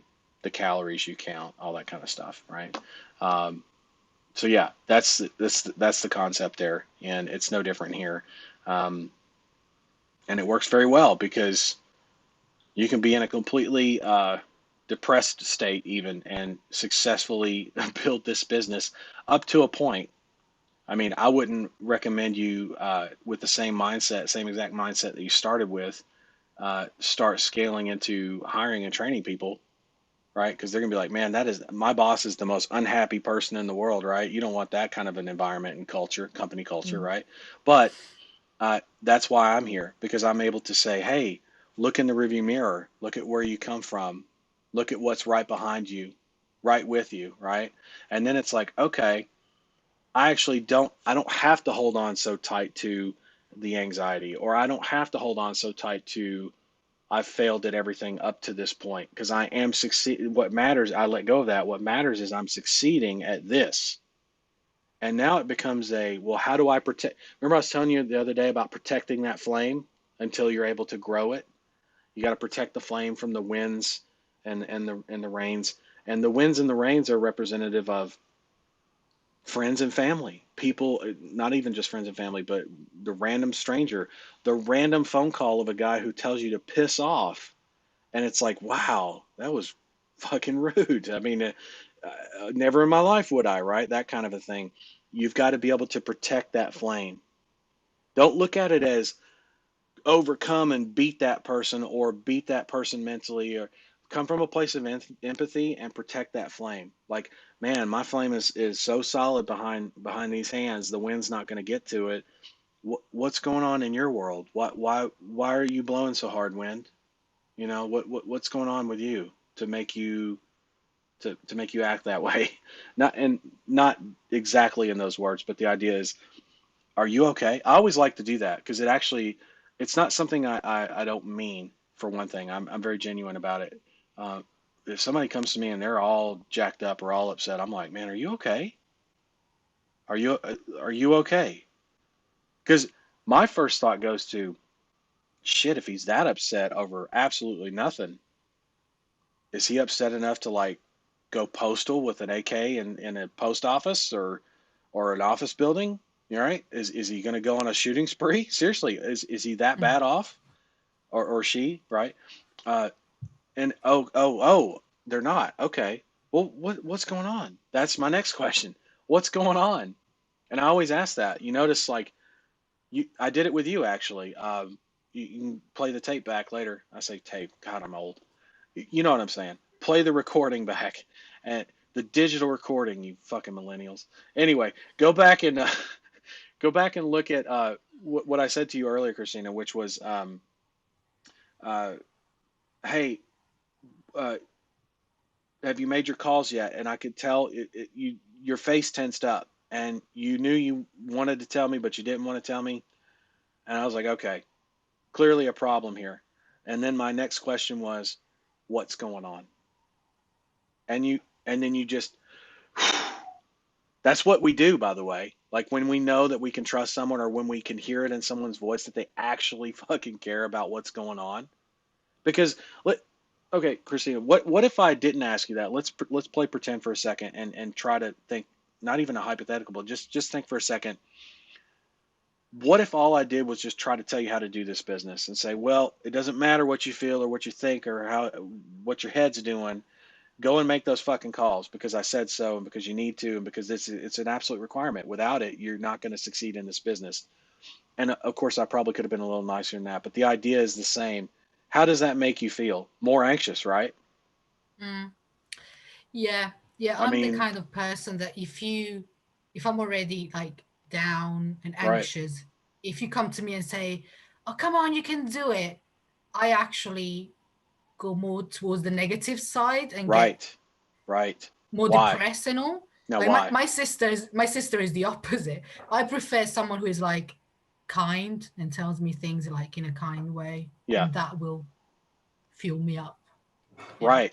And see, there's differences in personality. That's exactly right. There's people that I won't say need that, but that are looking for uh, the answers that they're not getting because everybody else is saying to them, why are you 10 steps behind? Suck it up, get moving. Right? I did. And that whole mindset, right? And I'm not saying that's wrong. That does work for some people, but it's very clear to me who those people are and who those people aren't. And you're the one, and you're not alone, by the way, which is a good thing for you. Okay. And the fact that I'm aware of that is also a good thing because I'm able to say to you things like, well, what's going on? Because you tell me what's going on, and I understand that if I don't work with you on those things up here first, then what you do out here makes no difference or very little Mm. difference. And you may still see improvement out here, but with this fixed, the sky's the limit, right? So that's what I'm all about, what I'm looking for from you and from everybody else. So if you're in that mindset or if that's you, then just understand I'm aware of that, and I'm not only aware of it, I know how to work with it. Right? It's not something to beat down or defeat or change. Remember we talked about that. Don't change who you are. Right? There's been some big nuggets here for you, I know, and probably a few other people too over the last several days. Christina and I have been working on not just mindset, but um, we actually have. It's so funny who we attract in this life, right? We have Christina and I more in common than maybe we even initially before we even officially met knew, right? And it was so funny because I picked it up right away and I said, "Oh, this and that," and I shared my vulnerable moments or some of them, and she's like, "Oh yeah, me too, but in this way," and I'm like. I kind of felt it, right? Like I saw it, I heard it in your language, I understood that's where you're coming from, and then here's what you can do to use that to your advantage in the business, right? Like not okay, let's hug it out and cry, right? Which I'm a dude. I don't really. I do cry, but I don't cry like that. So I wasn't coming from that perspective more than I was just, hey, let's find a way to use this to make something out of it, right? Mm. Um, Something useful, something beneficial, not just for myself or for you, right? But for society, because at the end of the day, you're driving phone calls to who? Yourself? No, you're driving phone calls to who? People who need them, People who businesses who need need them them. and need them now more than ever, probably in the history of ever, right? Like I'm just saying, Mm.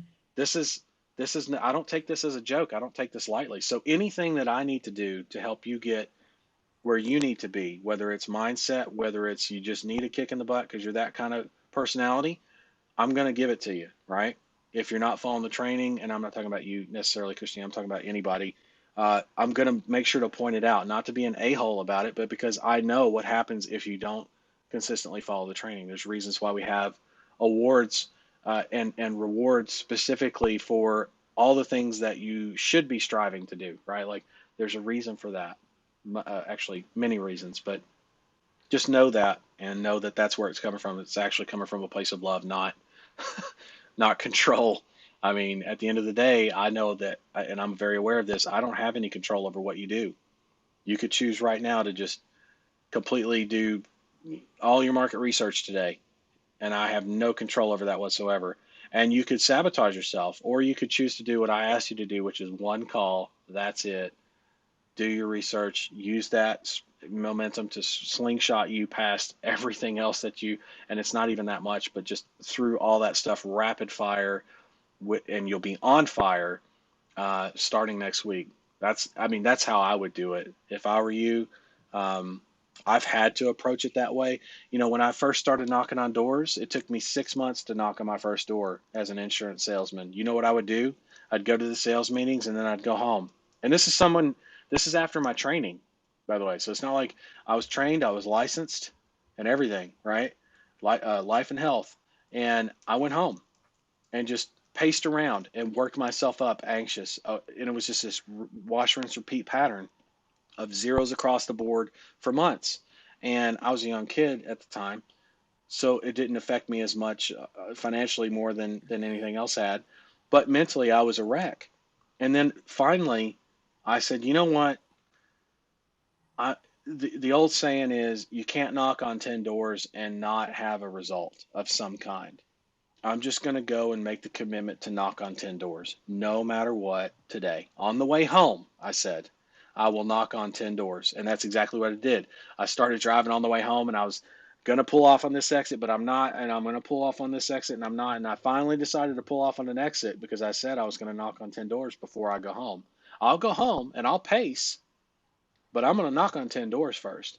And the third door I knocked on, and the fourth door I knocked on, and the fifth door I knocked on, three, four, and five right in a row. Sale, sale, sale. And it went small, medium, big in terms of their needs because I targeted the right neighborhood and I got them at the right time. Imagine that. And guess what? I went home and after making those sales and knew that I was going to have a number that nobody was expecting, nobody had seen coming. They probably expected me to quit soon, wash out, right? That whole thing. I went home and I paced. I still paced and was still anxious. Isn't that crazy? Why was I still anxious, do you think? I just made money. I just made sales. I just proved it. I just did it. Why was I still pacing at home afterward? Adrenaline You of would doing think, it. right? You would think, Mm, right? I was exhausted, so it wasn't adrenaline. mm, I'd worked myself up in such a state every day for 6 months that I went home and did it out of habit, out of mm. habit. So, what I'm saying to you is the reservations that you feel, the things that you think, most of the time, not all the time, are habit from past experiences. And here's the thing, you got to come from a judgment free zone as much as possible. This is a brand new experience. You and I have never worked together before. Thus far, though, things are looking, really great, and that's your credit, right? Because you're taking the information I'm giving you and you're making shit happen, and in a big way. This is a new experience. It's not you. If you're going to be fair with it, you can't really apply your past experiences with this one. And I'm not talking about other people you've learned from or anything. Yeah, that too, but more importantly, the hand on the stove lessons, right? Because this just happens to be the stove that's not on, right? That's the thing. So it's tricky. I get that, but as long as you start with the self awareness first, and then understand, I'm not even pressuring you to do a bunch of shit right now or saying get your shit together. We're not even going that way with it. We don't have to. All I'm saying is uh, have confidence, build your confidence in what you're selling. Start with one phone call, go back and crush everything else, and then that adds even more momentum on top of that one phone call. And I don't even want to take a guess at where you're going to be a week from now. Like that's where we're at, and that's how close you are. You follow what I'm saying? Like it's not like you're 100 miles from the journey. You know what I'm saying? You're basically pulling into the neighborhood. We're about to. I mean, you're like a minute away from the driveway, right? Like from the promised land, from being home. So and you've driven all this way. You've driven all this way. Um, Pulling over to the side of the road is kind of like, why would you find a rest area or a gas station to pull over to when you're like 1 minute from the house? where you can run in and go to the bathroom. You know what I'm saying? Like, Mhm. right? You might as well just do the pee pee dance in the car and get to the house. You're a minute away from the house, for God's sake. You're at the. It almost be like, in order to slow down. In other words, for the market research, like if you were to if you were to not make the market research calls, or at least one of them today, right? Like I asked, that would be the equivalent of you turning around at the gate of the neighborhood, going down the street to the gas station, and pulling over to go inside to use the restroom when you were a minute away from the house. You know what I'm saying? Like, it doesn't. It's not the direction you want to go. You're doing so well in the direction you want to go. That's why I say take it to that next level. One call, and then forget about it, because you're going to do well with it. There's no doubt in my mind. There's no doubt in my mind you will. And I think you're going to surprise yourself. And not to put you on blast or put you on the spot, but other people want to hear about this call too. And I've already told you I want to hear about it in Facebook, in the Facebook group. So we're all going to be looking for that, waiting on the edge of our seats, waiting for Okay. Christina. Will she make the call? I don't know. We'll find All out. right. We'll find out. Is that you're in a good? You're well. I can tell you're in a better state, but so I'm not going to ask the easy questions. But like, are you are you are you kind of seeing how you probably should be at this point? But are you seeing how things not only fit together on the business side, but how the mindset plays such an important role, Oh and yeah. how it also doesn't matter where the fuck you come from or what you've been through, that you can actually do this. That's what I love about this business. It makes absolute. It'll take someone who feels, even though they're not, nobody's a zero, but sometimes, let's face it, I felt like a zero. Hell, I felt like a negative number. All right, I felt like a negative integer, no doubt about it. I felt less than nothing, and several times in my life, and never have I ever run into a business model that can take me from that place to hero, zero to hero. That's why I always say zero to hero. Uh, a couple years back, I ran something called a hero tour. That's where that comes from, zero to hero, right? Because sometimes we feel like zeros and we're actually heroes. We just ain't pulled the zero clothing off yet, right? We just haven't ripped the zero clothing off yet, like Clark Kent, right? Um, I'm telling you, fantastic business model. I'm super pumped for you and what you're doing specifically, Christina. Everybody else, if you're not in this yet and moving, get moving. I'll let Christina with the last few words, and then I got to go over to Art because I know he's waiting patiently. Thank you, Art. And I want you to say in your own words, Christina, tell everybody like your experience thus far, what it's taken for you to get to this point, because you've shared a lot, which, by the way, thank you for that. It means a lot to me personally, and also to everybody else that's following you, because believe it or not, people have eyes on you. They're watching you. No pressure, but they're interested in you. They want to see, oh, who is this lady? She did this and that, and she's so vulnerable about this, and man, that was worse than the shit I went through, or maybe it was about the same as what I went through, is what people are thinking, right? I know that's what I was thinking, right? So I know there's other people out there thinking that, seeing that, going, I want to keep my eye on what she does because she's moving, right? So tell everybody in a few words what your progress, excuse me, your progress, your journey so far, what you've experienced, and what you've gained from what we've done so far. Well, I actually accidentally stumbled into Ring Guards because I was searching for a call tracking software for Rank and Rent, and Okay, someone said try Ring Ads. So I came nice, into the group, and I just came right on time for the December dash. Um, I didn't think much. I didn't know what to expect at the beginning, and right? then as you started doing the live streams, Yeah, we just sort of I just sort of connected with you because believe me, you don't find many people that are. I'm not saying you're emotional, but your emotional level is just much higher than many other gurus out there, call it the and that EQ then, right? I would say EQ. If I was going to call it something, I'd call it the EQ, mm, right? and that is and that is what I need. And the fact that you're offering this December dash thing and having someone that every day reminds me that I can do this Right. because of the way I am. Um, I just went straight in. I was like, I need to take this opportunity. Um, so yeah, so far I've been on every live stream you've done since I've joined and started setting up stuff. And you only have Yeah, a I'm few ready things for it. left. Yeah, you only got a few Yeah. things left too. That makes it sound like the work never ends. Kind of doesn't, but kind of does. Like you're at a point now, like I said, you're a minute from the driveway, right? And everybody needs to know that because you've put in the work for sure, but literally since Monday, right?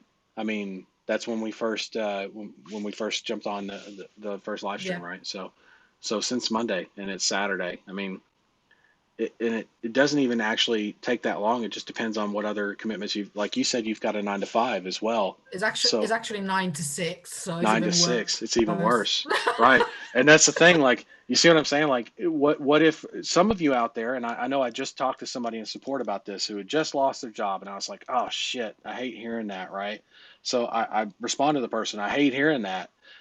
However, we uh, we have the Ring Ads Classic, which I see that you're a member of. Um, we're doing the December Dash. That could be what you need right now, maybe, right? It could help with it, at least with what you got going on while you're looking for another job, right? Or while you're waiting on that job.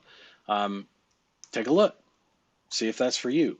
And that's kind of the thing. Like, it doesn't take for someone that has all that kind of time. It probably only would take 2 or 3 days, maybe 4 if they stretched out on the market research, because I know we had a holiday, right? We had Thanksgiving and shit and Black Friday, so people aren't going to be on the phone as much for market research. But next week, I mean, a couple of days in, you're going to be solid. I know that for sure, Christina. And then um, everybody else is the same thing. Like, if they work hard this weekend, put it all in, they could pretty much be about where you're going to be first of next week, right? Very, very easily in my mind, especially if they focus on keeping it simple, right? Like using the templates because they're there for that reason to get started.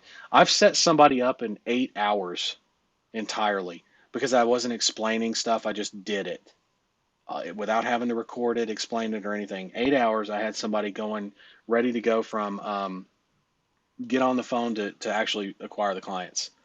And actually, matter of fact, what is today? The day after Black Friday.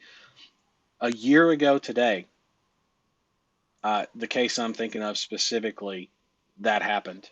I got a phone call. Somebody was in an emergency situation. Uh, Someone whom I knew I could help and wanted to help. Got the commitment level. They were serious. And 8 hours later, they were ready to make phone calls on December 3rd and started pulling clients on December 3rd, right? Like, that was, and never look back. That was, that was really cool to be able to do it and do it that quickly and have everything set. It was nice. It was nice. But that's not always the case. Sometimes you got the 9 to 5, right? And if that's you, 1 to 2 hours a day though, and look at where you're at in less than a week. I mean, you're ready, you're almost ready to go. You're right there, a minute away from the driveway. So, good place to be for sure, considering everything that's at stake with the December Dash. I point to the slides. Cool. Well, thank you for sharing that, Christina. Thanks for coming on, Thank asking you. questions as always. Um, let's hear about that phone call in the group, okay? Okay. Okay. Art, how can I help you, sir? Hey, how's it going? Good, man. How's it going for you? Doing pretty good. I'm pretty excited. I actually forgot that the client, this particular client, is open on Saturday. So, Okay. well, I was just checking my email and he did dispute uh, two of them, which they're valid. So, but I was surprised to see it. I'm like, wait, this call's going? And so he did get two good calls and then two bad ones. Okay. Um, Two good ones and two bad one of, ones compared to where were you at last week? yeah, exactly. Well, no, no, Um, exactly I, what? Nobody on this call except you and me knows. So where were you exactly last week with that? See, that's the thing. okay. We got to be not only transparent, but because it's not that you're trying to hide it, but the idea is sometimes you got to say it out loud. Like, that tells me Art has looked in the rearview mirror and realizes where he was just a week ago, and then he's looked at where he's at today. So where were you last week, so that everybody else knows too, on the campaigns? Is getting, yeah, getting stressed out because campaigns I set up, um, they were not generating calls mainly because was I There were a there were lot some going on, so things I did not.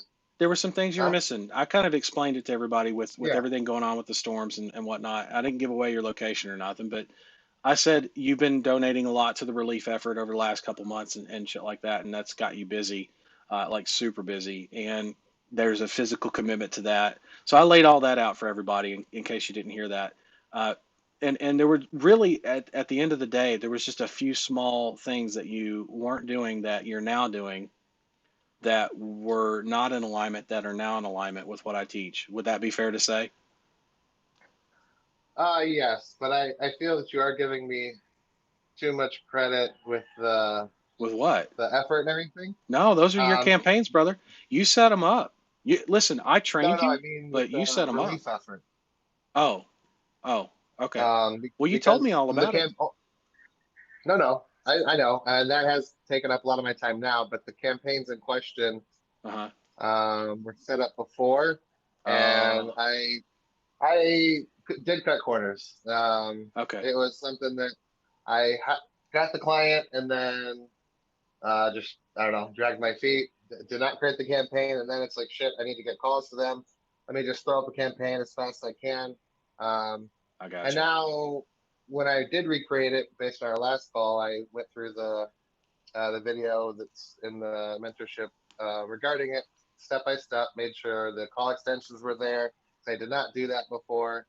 So now I'm taking up more real estate in the on the phone, things like that, and Nice. I'm getting better now. But yeah, and just lately the we've been pretty busy with the other stuff. But yeah, it's important to follow it to a T.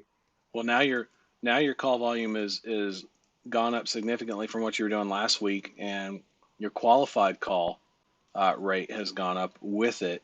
Now, as you continue to optimize the campaigns the way I teach, which I imagine you and I are going to talk on Monday probably in depth about that, and I'm okay with that. Right. Um, we'll do that, some screen shares and the mentorship on that, and I'll point you in the right direction. But the idea is look at what you're pulling in now and increase that by within the next 30 days, at least uh, 25 to 30% margin. And then over the next 60 days, probably over 30%. But in the spring is when it's going to really hit home for you, especially if you start acquiring clients for December. So now is a perfect time for you too, Art. Where you how many clients do you have currently? Uh, three. 3. So guess what? You qualify for Mm. all All kinds of cool the shit. various awards. Yeah, Yeah. all kinds of cool shit, and then some. Even with even if you had more than 5 clients. So you technically you and not even technically you qualify for the Commode Award, which sounds like a Yeah. shit award, but it's really not. Uh, the Lego Man is possible. Uh, the Show Up, Grow Up, all that stuff. You've got a good shot at not only a good shot at it. I mean, shit, man. I'd say if anything, you're kind of ahead of the curve of a lot of people. Maybe not much, but definitely ahead of the curve, more than most. So I would Mhm. say if I were you, take advantage of that, bro. Like definitely, and you're in the mentorship on top of that. So like Mhm. that's pretty cool. For sure. Cool, man. Well, hey, And did you one have other thing, questions? Yeah, well, I did check the search keywords, and your search terms. without Okay, going into yeah search terms, without going into too much detail, the ones that were converting competitors. were yeah they were so because I Yeah, when I redid the campaign, I intentionally did not add my negatives because I wanted to build them as I went. So the right, list was there because I had shared lists, but they were not connected. right. Um, Oh, and I sure see. I see. Yeah, yeah. and sure enough, well, no, these were good calls though, but that's the search term. The two good calls were based on the competitor. It wasn't like competitor customer service, just straight Right. competitor name, and Right. my client closed them. So I'm like, okay. And I know before you mentioned that when about competitors, like, oh, I've negated them, and you were kind of like, I don't know if you want to do that, Yep. but It all it depends on depends the on the client. it depends on the client, and to be honest, Art, I don't like taking clients initially.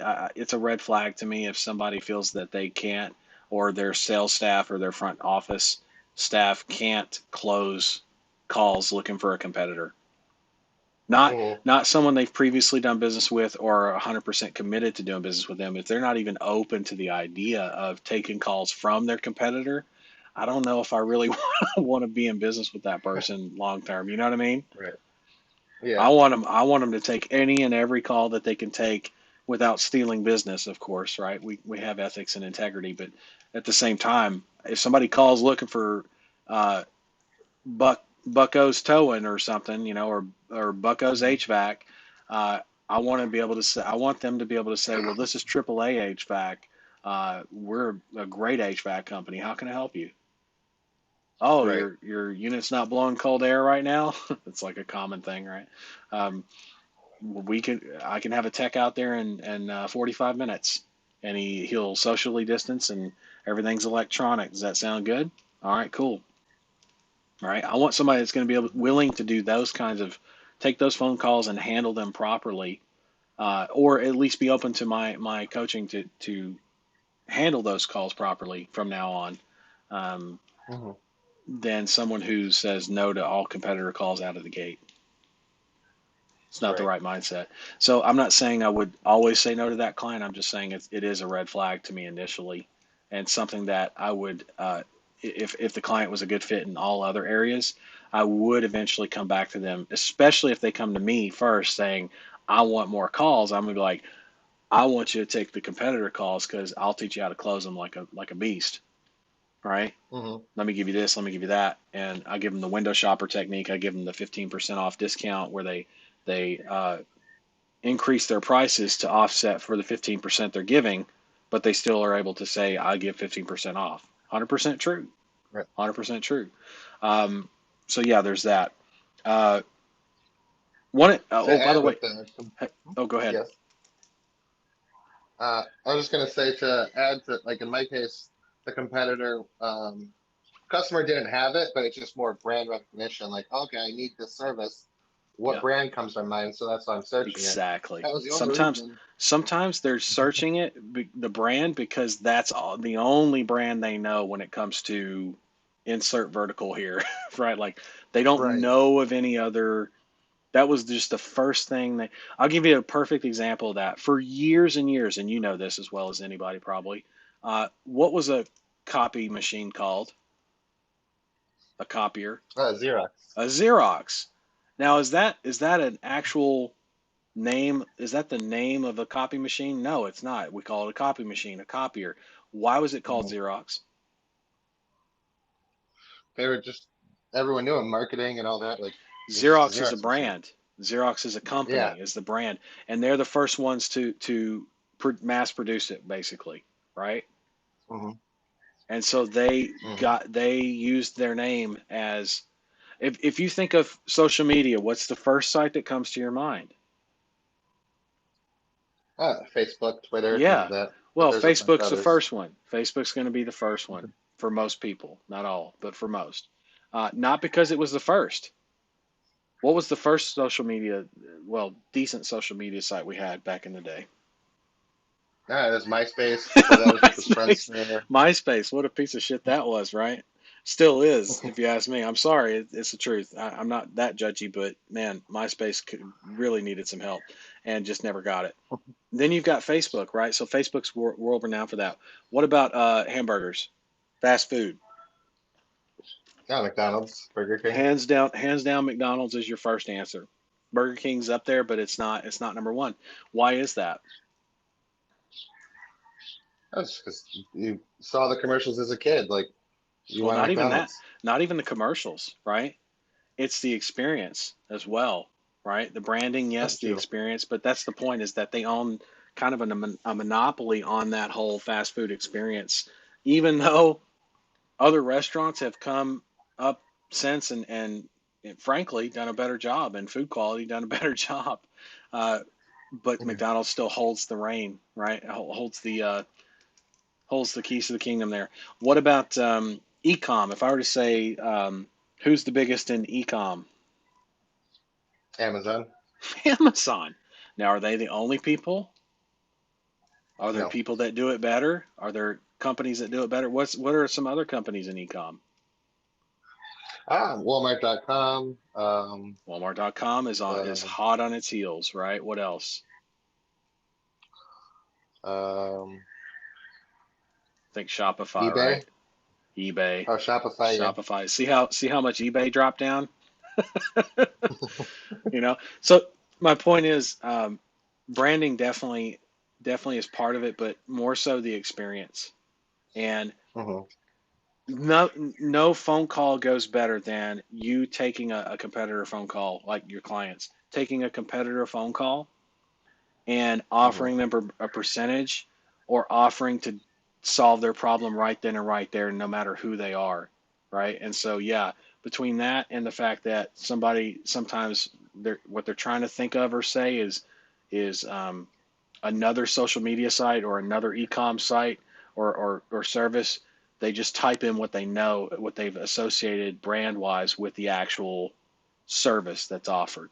So Xerox to copying, Facebook to social media, and so on and so forth that we covered in the example. So um, those are and can be profitable calls. All of them, no. Some of them are going to be people looking for Facebook or looking for Amazon. Others are going to be Hmm. people that are like, well, I thought I was going to go to Amazon, but I see in the search results, for example, Shopify's right under it. Well, I'm going to click on that because I didn't. They are coming up in the world, right? That kind of a mentality. Um, those are the people we want to close, right? Hmm. So that's hopefully that makes sense. For sure. Okay. Uh, Um, and then I did have one question. yeah, So, oh wow, there's a rainbow outside. Very nice. Anyway, that's always helpful. the actually, I do want to show the rainbow. Can I switch this? Yeah, Let's see. I see you. Let's Or see. can I flip this?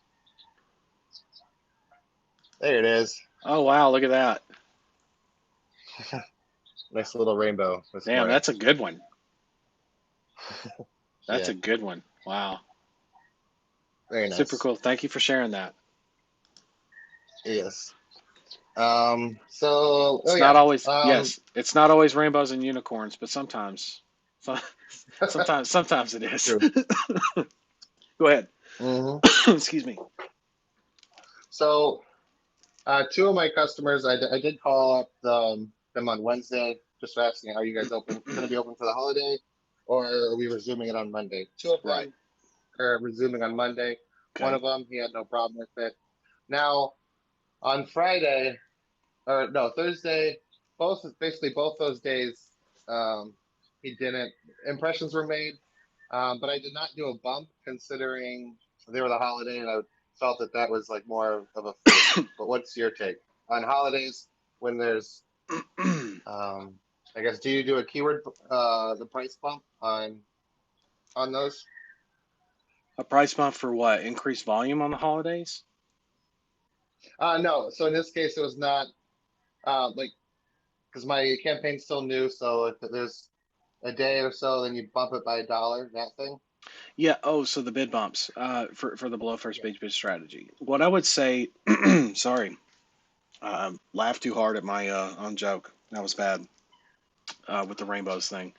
What I would say on bid bumps is if you run into a holiday scenario, which we're going to have a few of those coming up anyway, um, it's best to let it level off and maybe even just Hmm. not count that day and that day's data, even if they're currently running, because it's not going to be, in most verticals, it's not going to be an accurate representation of day to day, if that makes sense.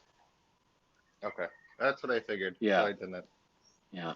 There are exceptions to that, but they're obvious exceptions. For example, towing. heating, appliance repair. People need that shit during the holidays. More so even than they, you know what I'm saying, than the day to day. So there would actually be an increase on that in that case. And those people Mhm. will work the holidays in a lot of, especially this year, I would think, unless they've just given up on life and said, fuck it, I'm going on vacation, you know, which is possible for some providers, some clients of yours, right? You can Mhm. run into that, those of you out there.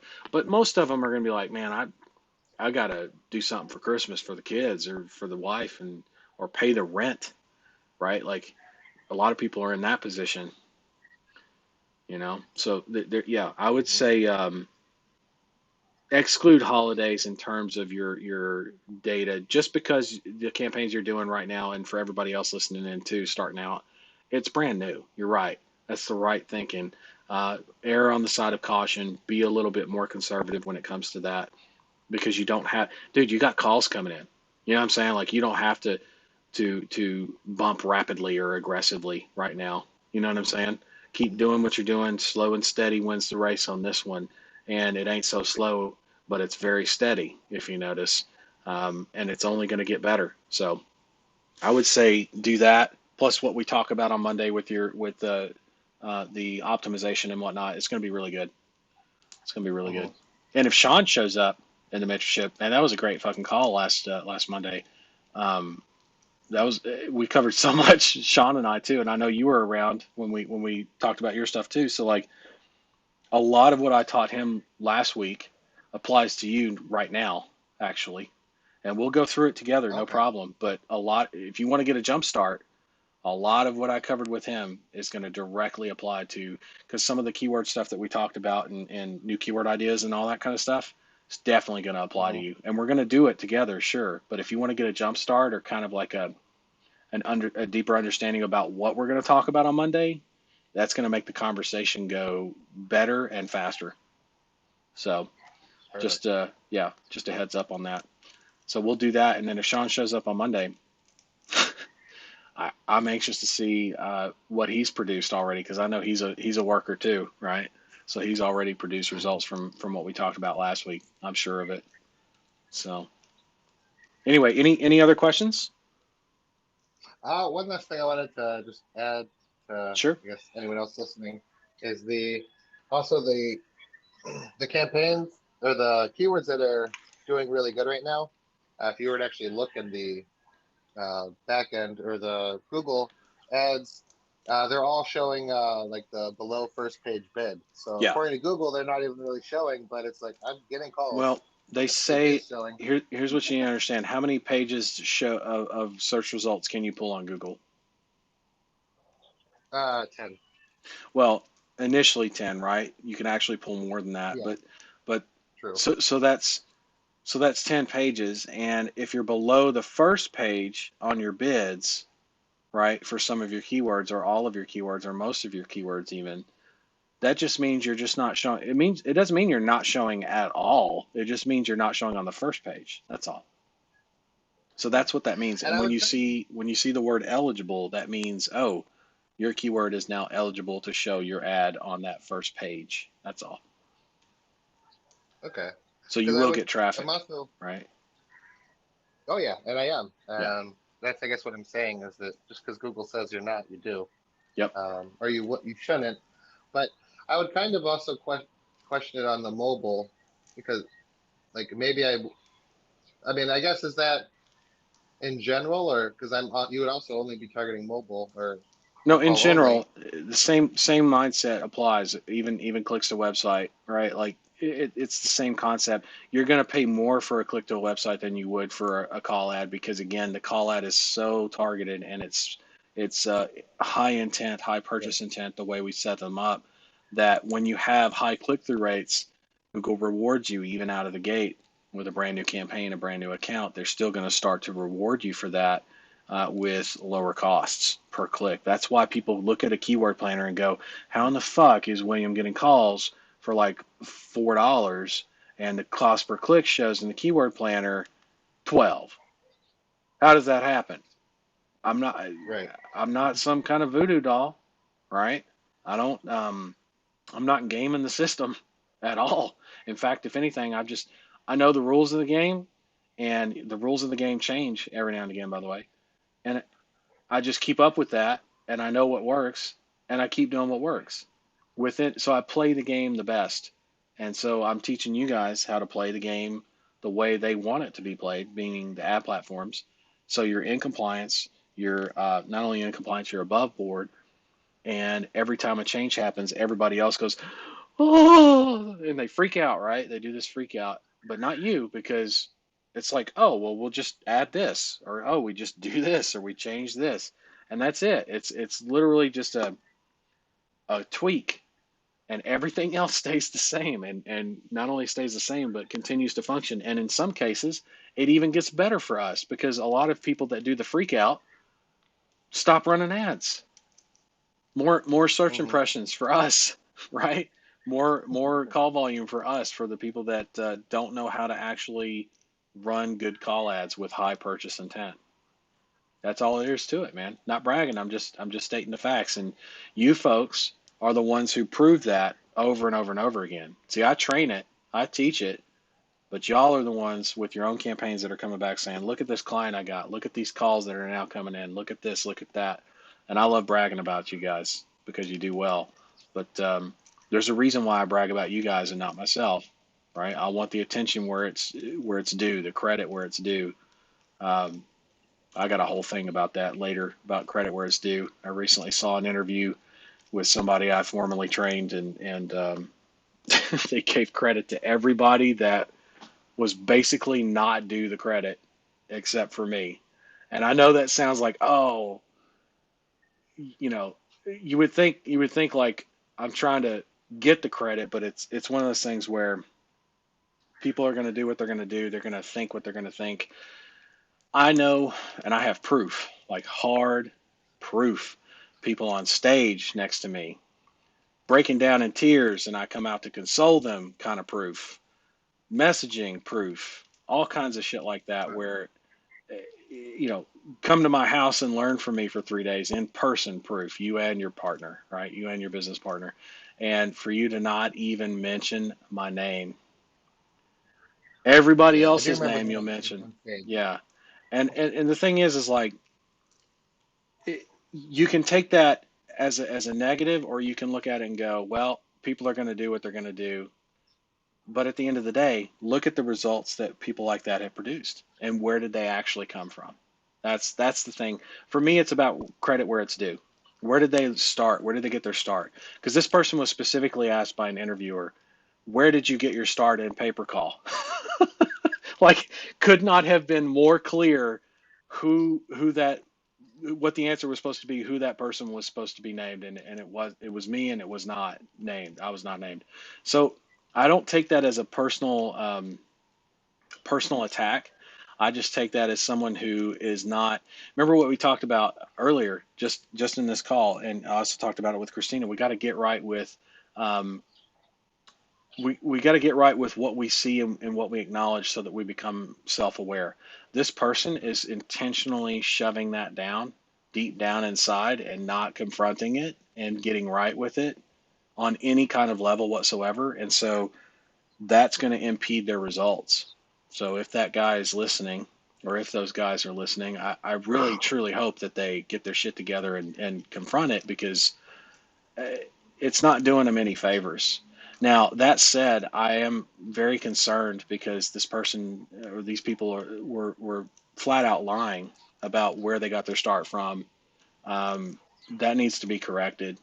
And I'm going to be putting some things together to handle that if it's not handled. Like I said, if it's not addressed, but that's more for people to be aware who they're learning from, right? Not as a an attack, but more of a, hey, here's here's things you should probably know.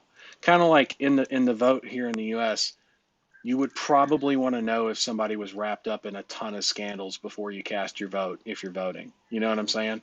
And the last poll that I saw, by the way, was something like 17% of people that voted for Biden actually have regret that they voted for Biden because they did not know about the scandals, so they say. And had they known, they would have not voted for him. 17%, which is like, That's an unheard of Huge. instant buyer's remorse kind of a scenario. I've never heard of something that high, that fast. He's not even officially sworn in yet. Like what? He's not even officially won technically, right? Like that's legally, let's say. So that should be of interest to everybody. Like to me, it's not about bashing somebody or anything, but credit where it's due. So when I say credit where it's due to you guys, I truly mean it. Like if you built the campaign and you're driving the phone calls, yeah, it's my training, sure, and you can give me props all you want. But at the end of the day, when you produce the results, I'm going to congratulate you and talk to you about the results that you produced. And what you do with that, like those other guys, those other jokers, that's their choice. And this is your choice on what you do with it. And, you know, it all comes down to who you are as a person, right? And what you choose to do with it. So that said, I'm happy to know you and happy to work with you and help you. And, but it is just what it is. It's help. It's not, I'm not doing that for you. You are putting in the work. Christina is putting in the work. Um, Everybody else that's listening to this putting in the work. So credit where it's due. Always be 100% uh, real and honest with yourself about where you're at, what you've actually done, where you've come from. There's nothing to be ashamed of. I don't know where this all this shame. It's not just you guys. It's everybody, right, including me, has to constantly every day look at this as a not as a shame point or a point of shame, like something that we should actually, in fact, if anything, be proud of, right? It's kind of like guys that get ripped up, physically, and they've got eight packs and pecs, but they've got stretch marks and they feel all bad about it. And it's like, bro, those are battle scars. You earned them, right? Chicks dig scars too, by the way. So it's like it's really not. But everybody that gets that way or has gone through that, it feels self conscious about the battle scars, right? For some reason, and they shouldn't. It's because their headspace still isn't right. They're still the fat kid inside of the eight pack body. You know what I'm saying? They haven't let go, like I was telling Christina earlier, from the stuff and got right with what's right in front of them. And until those people do that, I'll make sure that everybody else is fully aware of exactly who they're learning from. Because if they're willing to lie, flat out lie, and lie by omission on top of that, in interviews publicly, they're willing to lie to you about basically everything, and that's not safe. It's not fair to anybody that doesn't know yet, right? So I'm trying to prevent a lot of buyer's remorse from people, and so that's something again I'll address later, not on this call, but I did see that, and my mind has been there lately already with everything that we're talking about and what we're doing because I don't want people to look at what they've done and say, did I really do that? Like, Art, you built those campaigns. You did that. I'm going to help you make it better, sure. Right? Like, I'm not going to leave you there, leave you where you're at. We're going to keep going down the road, right? But at the end of the day, you're the one behind the wheel. I just pointed to say, hey man, take that exit over there. And you said, okay. And there we went. And there we keep going. So good on you for that, man. And Christina, same thing. And everybody else listening in, same thing. Just understand where we're at, what we actually have to do in life, mindset that's required, not just for the business, but really on a personal level, but more for the business. And be careful of who you learn from. Like so many people out there that are just bullshit you to death. I can't believe it. I have a hard time comprehending it sometimes even. So I get it. Um, Mm. anyway, anything else you got? Any other questions or um, To word? add to your metaphor, the you're also you'll allow like with the driving thing, like oh you Yeah, do let me make my own mistakes too, and then I eventually when I'm do. like, hey, I need help, and you're like, yeah, you should have turned like 10 minutes ago. You're going the wrong way. But then I also, in that metaphor or analogy, I also give you the number to a towing company and he's my best buddy and he comes and pulls you out for free because he owes me a favor, right? True. Like that, I True. mean, seriously, that would be the equivalent because it's kind of like you got all the answers. In other words, the tow truck's right there. He yanks you right out of the ditch, and then we're back on the road. And then I say, okay, now this time, Art, keep it between the lines, hit that left exit, and we're golden. And then you do, and now we're at where we're at. That would probably be, you're right, a much more accurate representation. But that's how cool would that be to have like a tow truck basically following you like a road crew in case shit happens, you know? Like that's I couldn't imagine it. That's why they do that with cyclists and shit like that. They have road crews that follow, right? And Mm. support crews or whatever they're called. You know what I'm talking about. They got spare tires and they got water Oh and yeah. med stuff, all kinds of shit back there, right? So yeah, yeah. Anyway, happy to help as always. Totally your fault. Totally your fault. Your success is your fault. Christina, your success is your fault.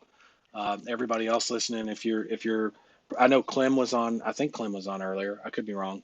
Uh, he's pushing forward. Here's the thing, Clem just was worried earlier, like a week or two ago, about um, a loss of employment and picked up a job. Not only did he pick up a job, he got situated over there and had progress in the business. You can do this with a job, right? There's no doubt in my mind. I've helped people do it. That's why there's no doubt in my mind. Not because I just know, but because I've been there, done that with people. Okay. So it's possible. Not only is it possible, most of you have more than what it takes to make it happen. It's just about structure and systems and processes and maybe mindset in terms of how we think about things to get out of our own way, um, or to simplify. For some of us, it's about simplification. For others, it's following directions to a T or closer to a T, more in alignment. For some of us, it's past experiences and how they relate. There's so many different things that we address, but that's why I love these calls so much and why I'll never get rid of them is because I'll add support staff into calls for you guys to where we're doing multiple calls multiple times a week. No problem. But these calls with me, 14th and 28th, are never going away because of the value that's going to be able to be pulled from conversations that like the many that we've had today already. So yeah, happy to be here, happy to be of service. I'm super pumped for December Dash. I don't know about any of y'all, but I am pumped. Uh, I can't wait. It just puts a smile on my face, and I can't wait to see what everybody's producing. I know there's some people, some sleepers, Christina, Art, uh, um, Andy, Clem, all you guys out there and gals. Uh, sorry, ladies, all you guys and gals out there. I'll tell you right now, there are some sleepers. Just because you are engaging publicly, don't think for a second that there's not some sleepers out there. There's always more sleepers, by the way, than there are people actively engaged. So that means for every one of you that have come on a call within the last couple of weeks, even the last month, there's like 10 or 20 of you in the background that they're gunning for the same shit you guys are. So don't for a second take your foot off that gas. That's why, Christina, I said one call, right? One call. Don't take your foot off the gas. You ain't got to pedal to the metal. Just don't take your foot off the gas. That's all, right? And then pedal to the metal comes after you do the call. You'll see. And anyway, I'll leave it at that. Oh, a couple of comments. I'm going to do last call for comments. If you have questions, concerns, um, tell me how pumped you are about December Dash. Whatever you want to do, let me know. And I'll do last call for comments here. Let's see what we got. From the 11220, it's time to smile and dial, my fellow ringers. I love it. I'm not sure what the 11220 is from the 11220. 11220. I don't know. Well, I'll figure that out later. um, when sending emails from Yam, what should we write in sender's name, full name, or company name? Thanks in advance. Sender's name, I always like to do a first name, no company name. Just I like to do William, for example, because that's my name, right? Don't wear it out. I use William, and at whatever email address.com, right? or domainname.com. So William at. I don't ever use sales or CEO or company name or um, support. I do that for products and product support, but not for sales. For sales, I use something very simple, and I usually do it. Sender name, I usually do lowercase William, like almost like I'm typing it to a friend. Because when I type emails out to a friend, I don't have time to capitalize shit, right? There's some psychology behind that, I know, but I always do first name and I do all lowercase. Works really well, really well. Okay, really well. All right, good question too, by the way. And it said thanks in advance, so you're most welcome. Um, Man, what a great call today, right? Anyway, uh, oh wait, we got a chat. 1/12/2020 is December 1st, 2020. Format differently. Oh yeah, that's right. You fuckers over across the pond always backwards your month. I joke. You guys actually get it right. We get it wrong, in my opinion. We also don't use the metric system because we're absolute momos over here. So I'll give you that as well. Uh, yeah, we still have shit like miles per hour and not kilometers, like Canada. Canada's smart, at least. They use the metric system. Good for them. You know what stupid thing makes me nervous about calling the US? What? What's that? It's gonna sound so stupid. In the UK, Yeah. you basically say please and thank you every 2 words.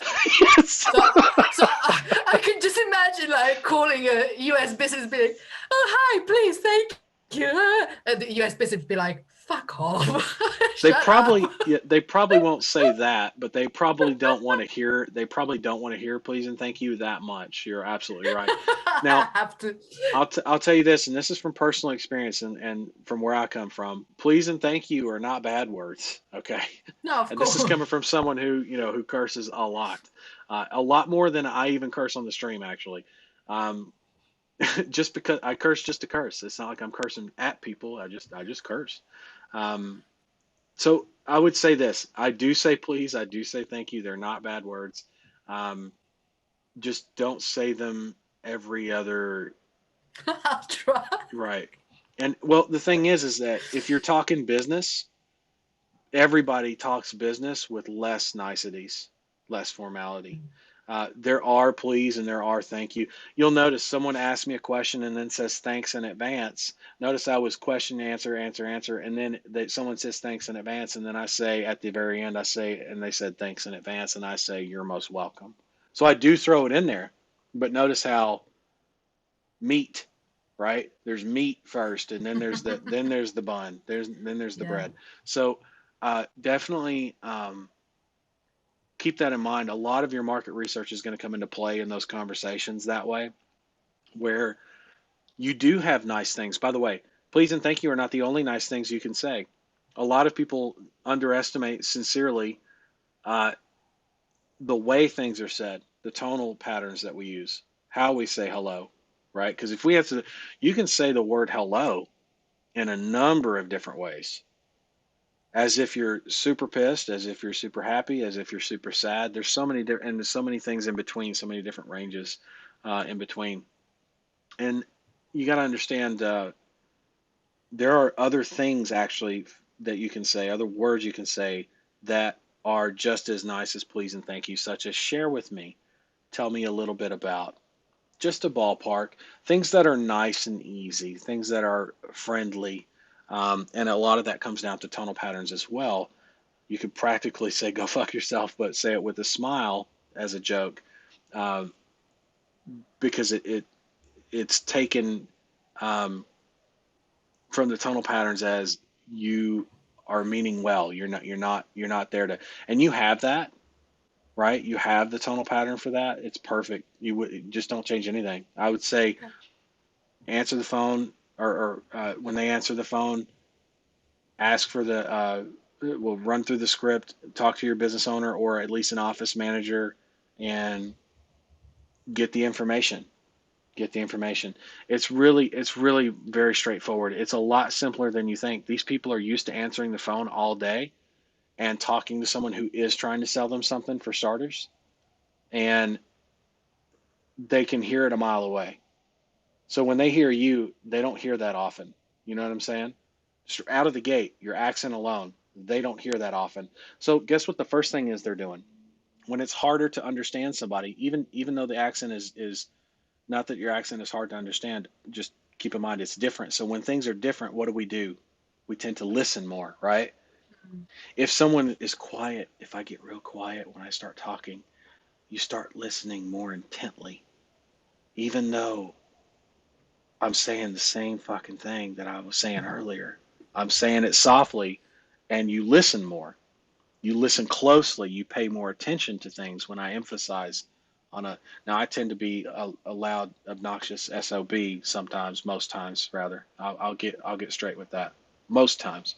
When it comes to teaching, but you'll hear me on the phone where I'll get real soft with someone, or I'll make a point, right? And let the silence just sit like that.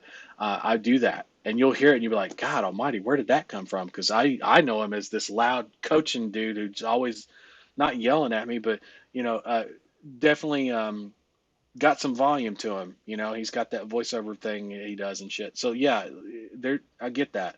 At the same time, though, that's not always and certainly not effective always on the phone. Got to be friendly, got to be nice. There's plenty of things to say outside of, in addition to, rather, please and thank you. Please and thank you are good, but your accent right away is going to have their attention more than. So you've bought yourself more time just by being who you are out of the gate. Yeah. So there's that. Then you start working on the market research, using that in your script. You're going to start pulling people that are like, wow, she's got this accent, but she knows about my business. She's not in, it doesn't sound like she's in my business, but maybe that's just the accent that's throwing me off, right? Now they're starting to ask themselves questions. Who are you? Where are you from? Right? My name is Christina. I'm from XYZ company. Again, I'm not trying to sell you anything. I'm just expanding into this vertical. I drive phone calls for a living. I'm expanding into this vertical. And you don't say this vertical, you say the actual vertical to them. I'm expanding into the such and such industry, the HVAC industry, and uh, I'm just looking to get some information on how you do business and what you would need in your business, like what your needs are, like what keeps you guys up at night, especially with COVID going on. See, now I just related to you on current events. I'm not a sales script. I'm not a telemarketer reading off a sales script to them Mm. because I just said COVID. Who's got that in their script right now? Nobody, right? And they know that.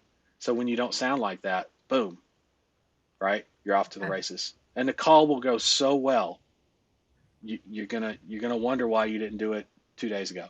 But don't beat yourself up. Look at it as, hey, I did the one call that William said, and I'm so happy I did. And oh my God, I knocked all this other shit out in like 4 hours. And then now what do I do? That's where I want you. Well, Okay. you know what to do. Post in the Facebook group and tell us how the phone call went. but outside of that, continuing the market research later. But again, that's a down the road thing. That's too far down the road to see. Don't worry about that. Worry about keeping it between the lines, to use the analogy that Art and I were talking about earlier, and you'll be fine. You'll be fine. Okay? Thank you. You're welcome. All right. We did last call on the comments. I'm not seeing anything coming in. I could be wrong on that. I don't see anything. Anyway, man, what a great time to be in this business. I don't know if that could be said enough, but I'll say it again. And I'm happy to be here, like I said, serving you guys and gals um, with everything that we're doing. I'm excited about December Dash. I can't wait till Tuesday. For those of you in the mentorship that are tuning in to this call, appreciate you. And I'll see you Monday at 12 p.m. Pacific Standard Time. So that gives me Sunday to take a break, even though I'm not really taking a break. I'm going to work my butt off and then um, meet back up with you guys on Monday and Tuesday, depending on the call. So Tuesday, December 1st, 12 p.m. Pacific Standard Time, here in the free Facebook group. If you need to join us and you haven't yet, it's free to join. Software is free as well. Ringads.com, you can find the software. Connect with ringads.com. You can find all of our social media, not all of our social media, most of our social media, the ones that we're doing the live stream and stuff on. Okay. That way you can follow the December Dash either real time as we go live, if you're competing and all that, or if you're competing and it just doesn't work with your work schedule, being 12 p.m. Pacific Standard Time, I totally get that. You can watch all the replays. Hey, watch all the replays and still participate, right? You can still participate. That's what I love about this thing, among many other things. So that said, I'm going to leave you with that. Connect with ringads.com, ringads.com as well for the free software. There are some paid options, yes, but we'd like you to be able to reinvest with us as you grow the business, right? Now, I'm not going to stop you from paying me money to get access to some really cool stuff that'll get you jump started, no doubt. But I'm also not going to just straight sling shit your way, right? So totally up to you which path you choose, but just know that with the free software, with this training, and these kinds of live streams, you're going to, and the December Dash, you can more than do what you need to do to actually build an agency. And then, of course, at that time, you and I will have gone down the road enough investment-wise that you're probably not only going to need to make the investment, you're going to want to, right, into your business and reinvest with learning with me. For example, things like coming into the mentorship, or upgrading your campaigns, or any of those kinds of things, right? Following over my shoulder with Ring Ads Prime, things like that. That said, I'm gonna leave it at that. I appreciate each and every one of you. Thanks for tuning in. I know it's been almost 3 hours, but it's been a hell of a call. It's been a lot of fun. So I'll catch you folks either on Monday or Tuesday based on whatever access you guys have, and I'll leave it at that. All right, bye for now, guys.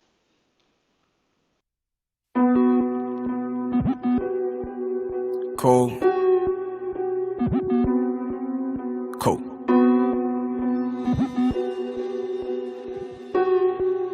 You fall. Back on my shit with a new advantage. I leave it up to you to settle the damage. Diamond, yeah, I know it's foreign to him. I came from the guts of rural Alabama. Steph Curry wrist, watch with the handle. Simple motors, gotta lead by example. Not too many make it out when they doubt. Never been about bailing off of my route. Rain gang, got the city HD. Hate to see my brother die every week.